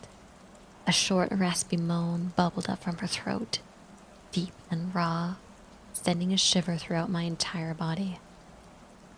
Somehow, I found the ability to pull the bathroom door open and ran as fast as I could all the way down the steps, snagging my keys and phone from the table in the living room before running outside to my car. I could hear her shrill laughter behind me, but I didn't hear her getting closer. I didn't bother shutting the front door. I drove away from my house faster than I legally should have, shivering the entire time, either from fear or the cold, maybe a little bit of both. I hadn't grabbed a coat or even a pair of shoes. I was still in my boxers and my hair was still damp. I drove straight to my brother's Chris's house about 40 minutes away, ignoring any and every call and text I got. I didn't check my phone until I was safely parked in my brother's driveway. Lynn had called full times and sent a flurry of texts, all wondering where I had gone and why I left like that. I threw my phone at the dash in a rage, furious at her nonchalant attitude. My brother and his wife were surprised to see me, especially dressed in just a pair of boxers, but told me to stay as long as I needed. Chris lent me some clothes and asked me what happened. I told him Lynn and I got in a fight, but I didn't go into the details. I didn't want him overreacting, leaving my wife over a prank, even if it was a strange one. I mean, hadn't I encouraged her for years to lighten up instead of being so serious all the time? I had wanted her to relax and loosen up, but this was definitely not what I'd had in mind. I tried to sleep on their sofa, but my brain wouldn't let me sleep. Every time I closed my eyes, I saw Lynn's face staring back at me from inside the closet. Knowing she'd been there the entire time made my skin crawl. She'd never left the fucking bathroom at all. Instead, she slipped into the closet and slammed the bathroom shut to fool me. The mere thought of going back home gave me anxiety. I tossed and turned, unable to sleep. Chris ended up giving me a sleeping pill so I was able to get a little rest. My sleep was filled with terrible dreams. All of Lynn's smiling face. I woke up as the sun started to rise. My sore body ached from the sofa and I felt drained. I knew I'd had to call Lynn at some point, but I didn't know what to say to her. I wouldn't be going home unless she gave me her word she'd never do any more creepy shit. I just wanted my wife back. Her normal, serious self never looked so good to me. I was contemplating calling her and telling her that, and that familiar feeling came over me. I was being watched. Staring at the ceiling, my heart in my throat. I didn't want to look away, but the longer I ignored that feeling, the worse it got. My eyes drifted away from the ceiling almost on their own. Her face was pressed up against the window beside the couch, staring at me with that same gaping smile. Drool dribbling down her lips, leaving 2 long streaks on the glass.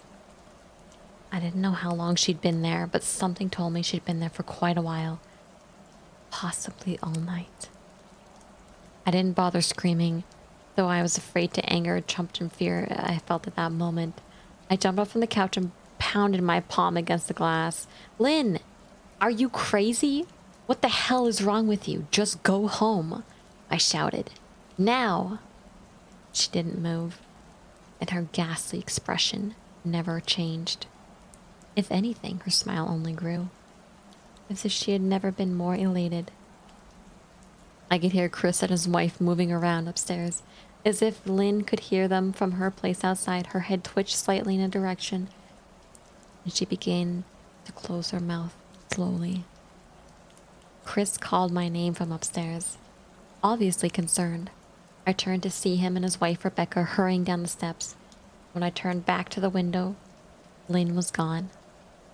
The only sign she'd been there was two streaks of drool still dripping down the glass. I tried explaining to Chris and Rebecca about waking up to see Lynn watching me through their window. They were skeptical. Who wouldn't be? Chris and I went outside to spot the front of the window, but there are no footprints in the dirt. Just a slight indent. Animal, probably, Chris guessed. And I didn't argue. He and Rebecca assumed I dreamt the entire episode, but they didn't understand. I was too tired to explain it to them. I called out of work that day and turned my cell phone off. I didn't want to face Lynn. Just talking to her was too much for me at that point. I really started to believe something was irreversibly wrong with her. And no matter what promises she made, we'd never be the same again. The thought saddened me to my core. I cried most of the morning. By noon, I figured I was ready to confront her, give her at least one chance to explain herself. I could at least give her that after the 6 years, I told myself. I turned my phone on and saw the dozens of texts she sent, all from a seemingly concerned wife. Can we talk? I love you.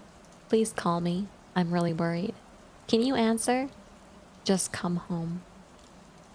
And more of the same, all texts telling me she loved me, she wanted me home, how worried she was. Not a damn one addressing the crazy shit she just pulled. Like she hadn't been acting like a character from a Stephen King book. Even her texts were different. She normally texted novels just to tell me to pick up a loaf of bread. You'd think she'd have more to say to me after her bizarre shenanigans. I know it probably seems childish to some of you who are miles away from the situation, but if you saw the way Lynn had looked at me, how she scampered away on all fours like some wild animal, grinning at me from the inside of the closet like a lunatic, then I think you'd find my reaction was warranted. I ended up staying with Chris and Rebecca for another night. I didn't wake up yesterday until afternoon, and thankfully I didn't see Lynn's face watching at me through the window. I didn't want to pry, because it's not my place. But is this fight something that can be mended? Rebecca asked. She made us both a sandwich for lunch, and she wanted to breach the subject without seeming nosy. I don't know, She's like a different person, I said, choosing my words carefully. I still wasn't ready for her or Chris to know the full extent of the batshit craziness I had been dealing with. People change, Ben, but she's still the same woman you married. Maybe you both just need to talk through your issues. Whatever's going on, I'm sure it can be fixed. She said, ever the peacemaker. I think it's beyond that now. I don't think talking would help. I just don't trust her, I said. The words stung in my heart. I missed and loved my wife. But how could I live with someone like that? Living in constant fear didn't sound too appealing. Lynn loves you. She has to be absolutely crushed, she said. I don't know about that, I said. Well, she certainly seemed like it to me. I've never seen her so upset, very much unlike the Lynn I know, Rebecca said, shaking her head sadly. It took a full minute of her words to really sink in, and when they did, I felt dread worming its way through my skin. Wait, what do you mean? You saw her? You saw Lynn? I asked, my mouth suddenly dry. Rebecca nodded, casually, as if the fact wasn't a nightmare fuel. Maybe for her it wasn't. She stopped by this morning just after Chris left for work, she said, cleaning the plates from the table. I didn't see her car, though. Maybe she took an Uber or something. Beck, what did she say? Did she come inside? I asked, sweat starting to break out from my forehead. I began looking around, examining the corners as though a predator lurked behind them. No. She just asked if you were awake yet, and I said you weren't. I asked if she wanted me to wake you, and she said no. Just said to let you sleep. She said as she was washing the dishes. That's all? She didn't say anything else? I asked. Nope. She looks awful though. Like she hadn't slept in days. I think you should call her. I got up from my table and thanked Rebecca for lunch. I felt a little bit better after that knowledge, that at least she still hadn't come inside. Still, I needed to double check the doors were locked. I sat for a while trying to figure out what to do next. I didn't want to go home, but I felt that I owed it to Lynn to help her if I could. Hadn't I sworn an oath to love and honor her through sickness and in health? Clearly, she was very sick. If she was sick, which I truly believe she was, I had to try and get to her and get her the help that she needed. But I didn't even know where to start.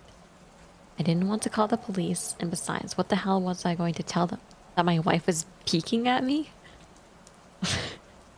That she was being creepy? As bizarre as she'd been, she still hadn't committed any crime. Not yet, anyway. The police would probably have said it was overreacting. If this wasn't some prank, it felt wrong, dangerous even. Like something sinister lurked beneath her smile. I know as her husband, I was well within my rights to have her committed. But what if she simply acted normal in their presence? She'd always been able to fool Rebecca into thinking that she was just a concerned wife. As long as the doctors didn't find any danger to herself or others, they'd have no choice but to release her after 72 hours. I felt lost and overwhelmed. So I did what any husband in my position would do. I called her mother. I didn't want to, believe me. Her mother, Marianne, and I were never on the best terms. We'd never fought or anything like that. She just wasn't a very warm person and wasn't really easy to get along with. She hardly ever smiled, and when she did, only her lips would move into a thin-lipped smile, leaving her eyes as blank as before. She gave off this aura that felt like she was just permanently on the offensive. I've only met her twice, and both times were such short visits. I got the impression she didn't approve of me for her daughter. Lynn always ushered out quickly, and she didn't want me to feel uncomfortable, which I was grateful for. Being her mother's company felt almost unbearable, like walking on glass.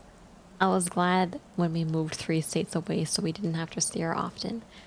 I was happy to avoid the woman, but I needed her help. I really didn't want to talk to her at all, but I had to talk to someone, and someone who knew Lynn better than I did. So I grit my teeth and did something I had to do. Yes, she answered, already sounding irritated. Marianne, it's me, Ben. Do you have a minute to talk? I asked. I could hear her cluck of her tongue in irritation. I'm in the middle of writing some checks, but if you insist, I suppose I can spare a moment. What is it that you want to discuss, Benjamin? She said coolly. It's about Lynn. She's been acting strangely, and I wonder if you have any idea whether there was something. I was quickly interrupted. It's a bit difficult to follow your ramblings, Benjamin. What do you want from me? She asked. I could almost see her standing there in her thin sweater and slacks, tapping her fingernails impatiently on the table. I wanted to know if you've ever noted her odd behavior, or possibly some mental health issues, I asked. There was a long, uncomfortable pause, and I couldn't tell if because she was just thinking or something else. Finally, after a few seconds, she spoke. I'm not sure if this is one of your jokes, Benjamin, but I don't find a humor in it. Now, I'd have business to attend to, as I've said, so if you don't mind, she said, but I cut her off before she could get rid of me. Marianne, it's not a joke. I'm sincerely concerned about Lynn's mental health. Her behavior has been very erratic lately, and I'm very worried about her, and I figured as your mother, you would be as well, I said, my frustration evident in my voice. If you're truly concerned, then I would suggest that your health professional is involved. I don't know what you would expect of me, she snapped. I could tell she was seconds away from hanging up, and for some reason I was desperate not to let her. I had the feeling that she would know a lot more than she was letting on. Please, if not for me, do it for Lynn, I tried. I heard a faint, shaky intake of her breath, as if she was trying to hold her steely persona together, but failing. Marianne, what, I started. Benjamin, I don't know what to tell you. My only advice would be to seek professional help. Do not call here again. Goodbye. She tried to call her out, but she hung up. I tried to wrap my head around the call and her refusal to help me, but she didn't like me. Why wouldn't she want to help her own daughter? I couldn't understand that. I tried to replay the conversation, desperate if I missed something. After a while, I gave up.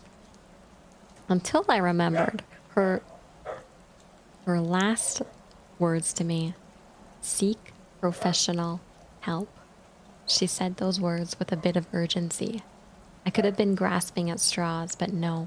I was sure her voice had changed ever so slightly when she'd said that, as if they were very important. What she had meant? What had she meant? I assumed she was referring to medical professionals, but maybe she was referring to someone else. Someone that she didn't, for some reason, feel comfortable saying directly. Or maybe I was just desperate. I waited for Chris to get home, and after a very long and exhausting conversation with him and Rebecca, I convinced them that Lynn truly needed psychiatric help. I didn't tell them everything. I wasn't prepared to go into it yet, but I told them about our last encounter, how she'd hidden in the bathroom, peeking at me from the closet. They were obviously shocked, but thankfully they believed me. They too just wanted her to help her. Still, they didn't think it was all that serious. Weird, but not dangerous. They just kept saying that Lynn had been playing some kind of weird joke. Maybe for YouTube, Rebecca offered. If only half-heartedly. Chris didn't think we'd involve the police just yet. He offered instead to go with me, but I readily accepted. He reasoned that calmly, talking to her, trying to coax her into willing something was best for course. I agreed to do it his way. At least I wasn't going to be going into that house alone.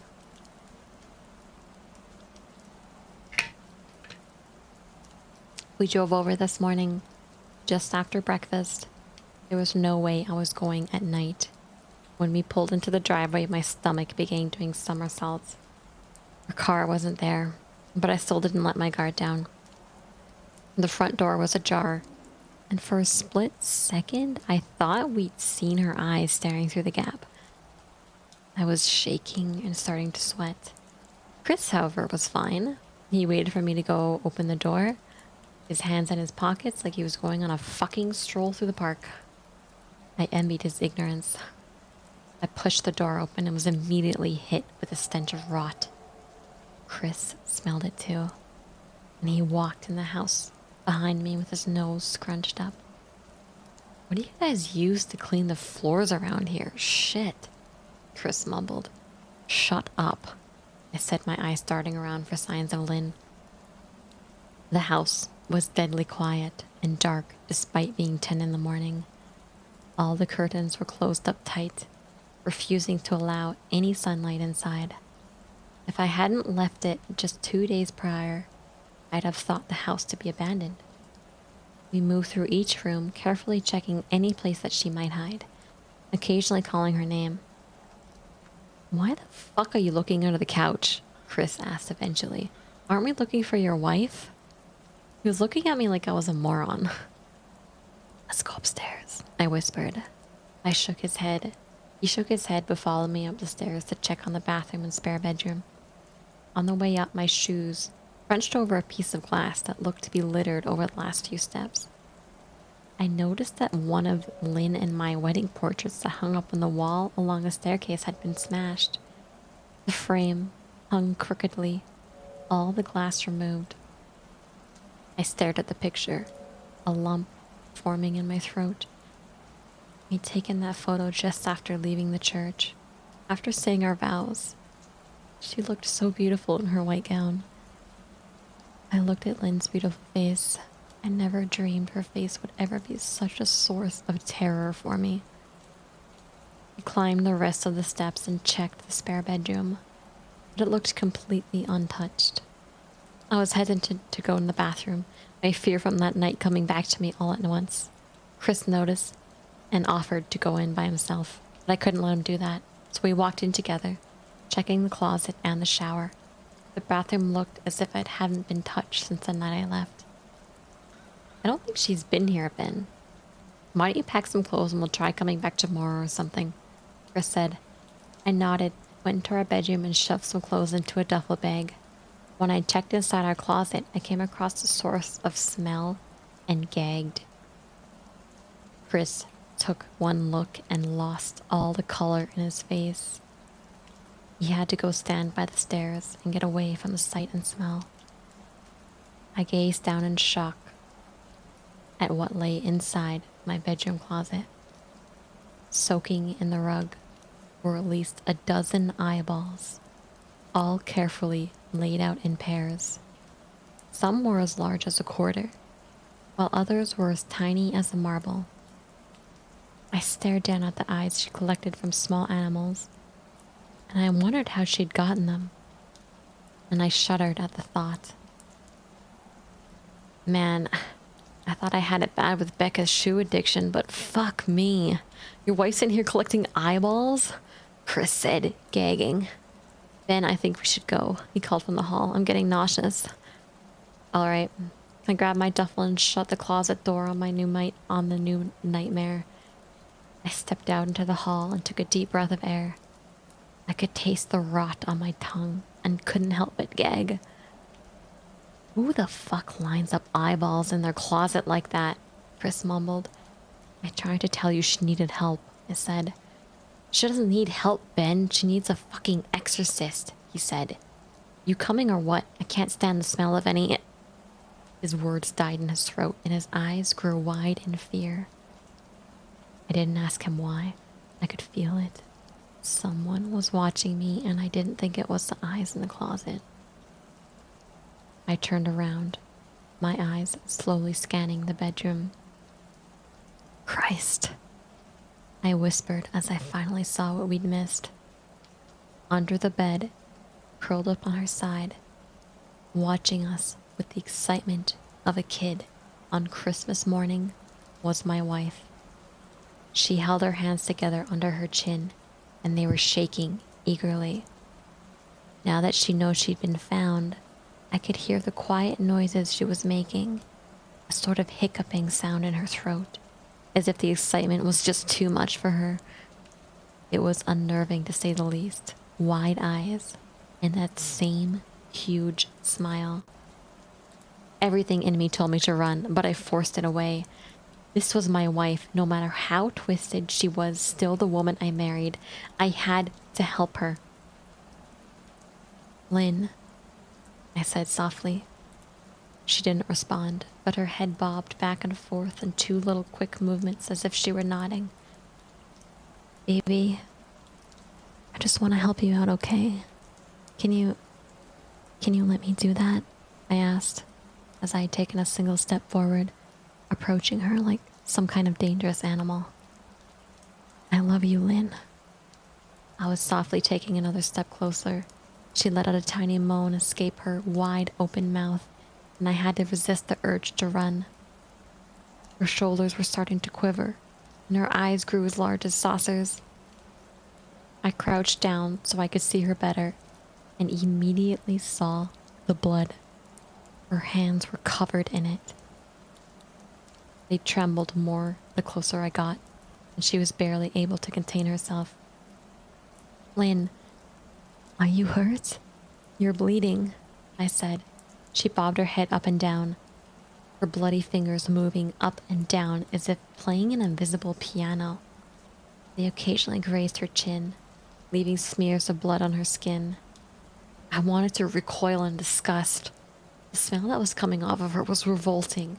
I could feel the vomit trying to climb up in my throat. Her lips were dry and stretched thin, blood seeping through the cracks. I knew she wouldn't come out on her own, but I didn't want to leave her in the state she was in. I scooted closer and reached out to her. The exciting hiccuping sounds got louder, and her hands shook, fingers flexing. It was then that I could see the blood oozing from between her fingers. Oh my God. Lynn, you're bleeding, I said. Instinctively, I reached out to take her hand, but before I could even touch her, her hands sprang out towards me. A sharp pain shot through my arm, and I fell back on my ass. My arm burned and I could see the blood dripping down onto the carpet. I looked back at her in shock and saw her grinning madly, her fingers clutching a large shard of glass. "You all right in there?"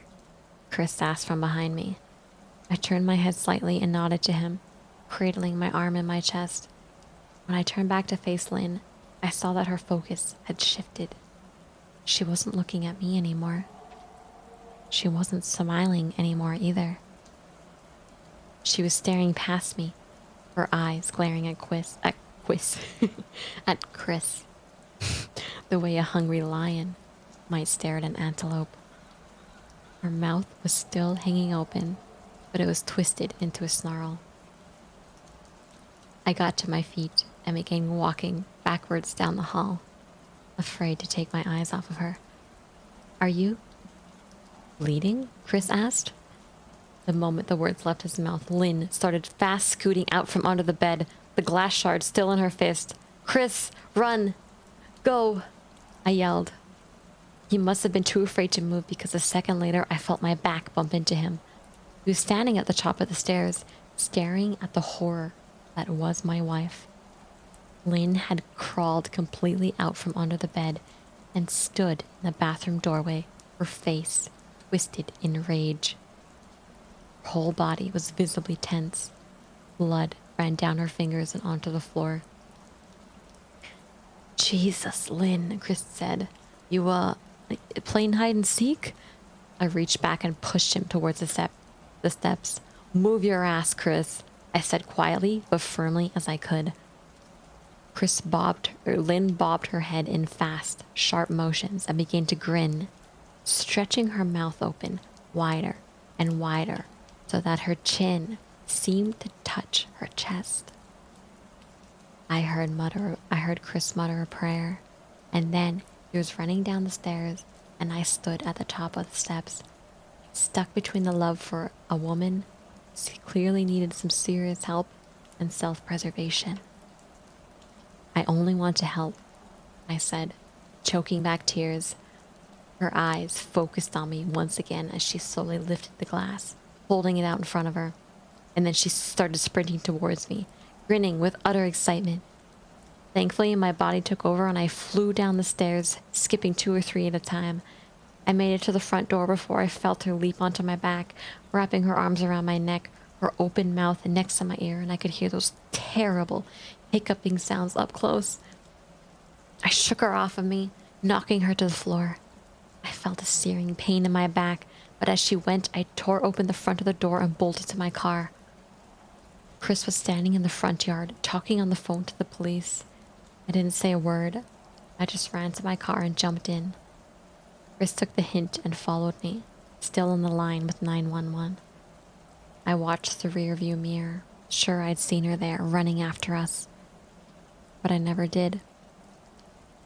I went straight to the ER and got 11 stitches in my arm and 3 on my back.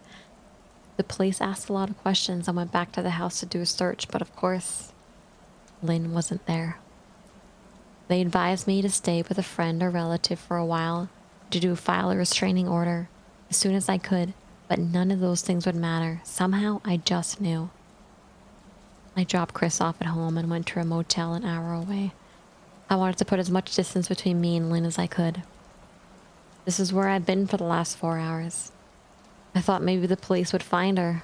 Maybe they'd get her the help she desperately needs. But now, I don't think so. Because 40 minutes ago, I got a text from an unknown number.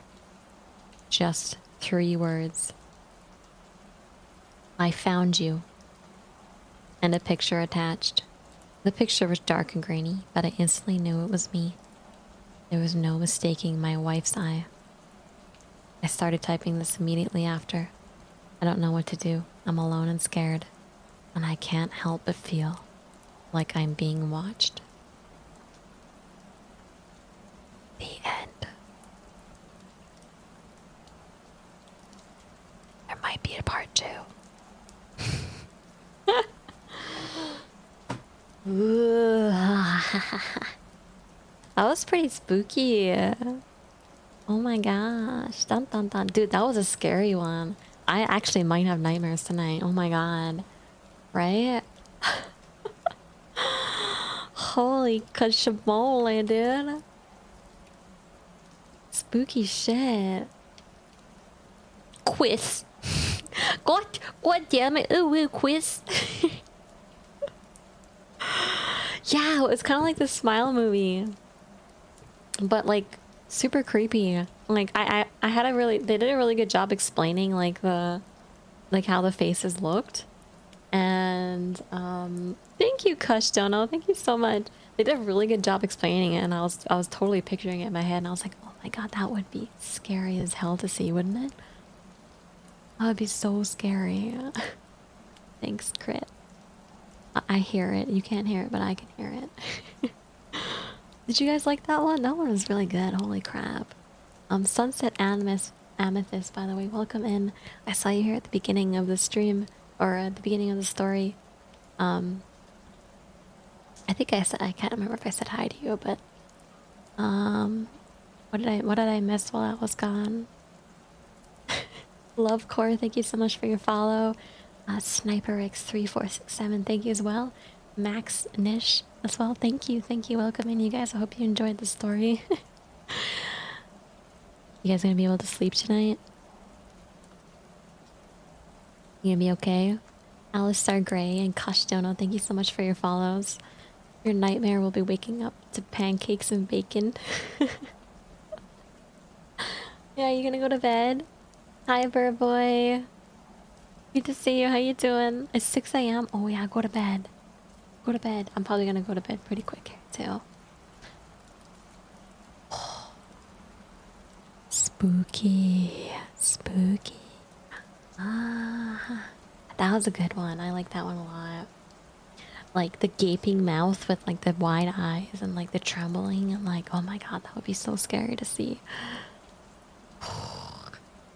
Whoever, if anyone here has a wife, you watch, you keep your eye on her. She's peeking at you. You never know, dude. You never know. She might be after you. Articulate design. Thank you so much for joining the stream. It's good to have you here. The voice. Yeah. Yeah, we're gonna have some divorces happening pretty quick here.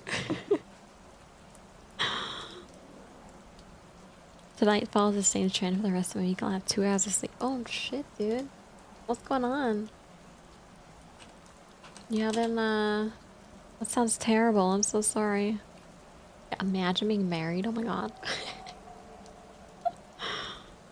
Oh gosh. That was fun though. Do you guys like those stories? I kind of like reading to you guys. It's different. It's different. I like it. It's relaxing, but I just read, you know? I just read. That's it. If I wasn't feeling sick, I feel like I would stay up.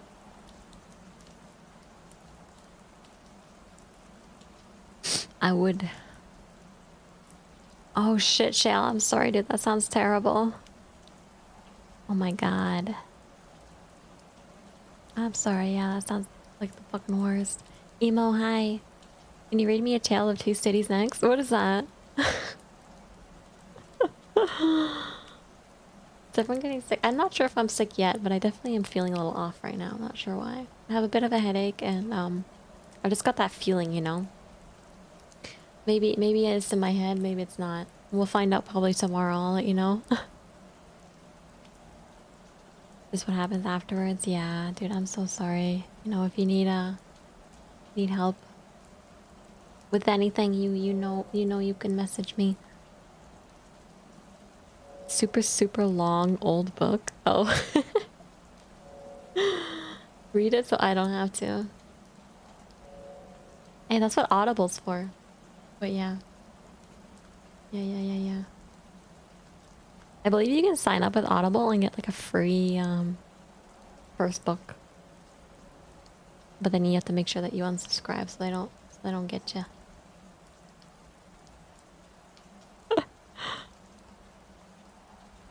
What? Junable. You guys like Junable? Oh, you guys are cute. Tunable.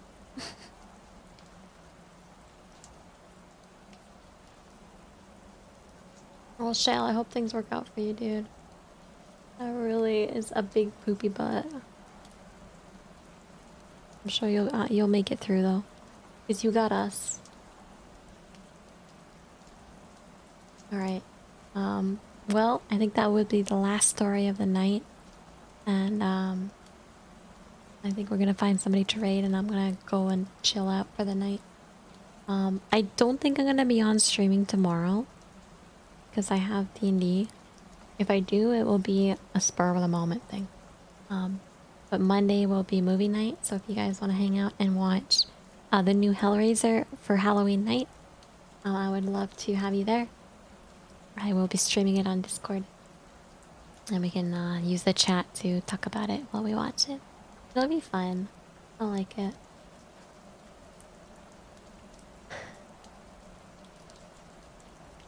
Thank you, Shayo. Thank you. Let me find somebody to raid. A lot of people playing Devour. There's something new with it. Oh, thanks for joining me, you guys. It's I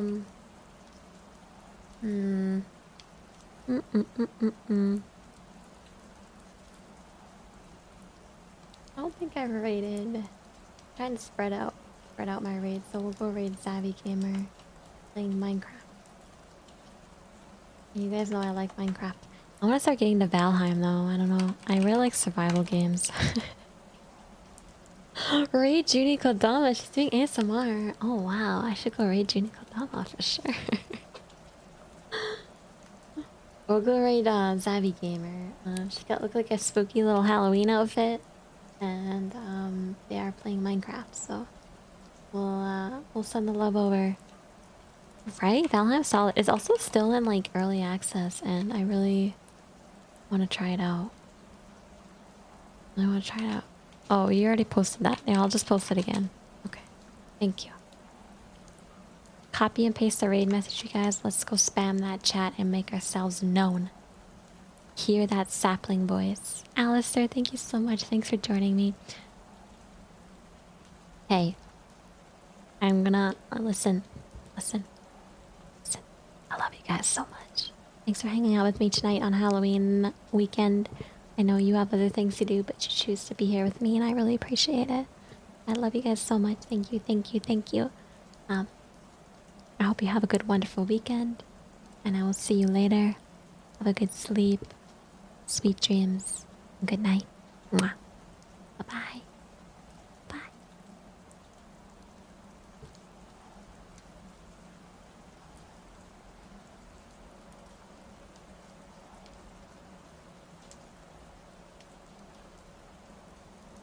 Just give me a second. Oh my god, thank you so much for the raid! What? What? I'm being boarded? What do you mean? Hello? Can I get a shout out? Do I have any mods in my chat? Thank you, Cosmo! Thank you so much, Juni! Oh my god, what were you playing? Y'all didn't see anything. We're doing a build competition right now, and they're just about to finish, or they're just about to do their last round. Oh my god, you guys! Hello! What were you playing? Junie, what were you playing? Dave, how you doing? Thank you for the follows! You read Spooky Story?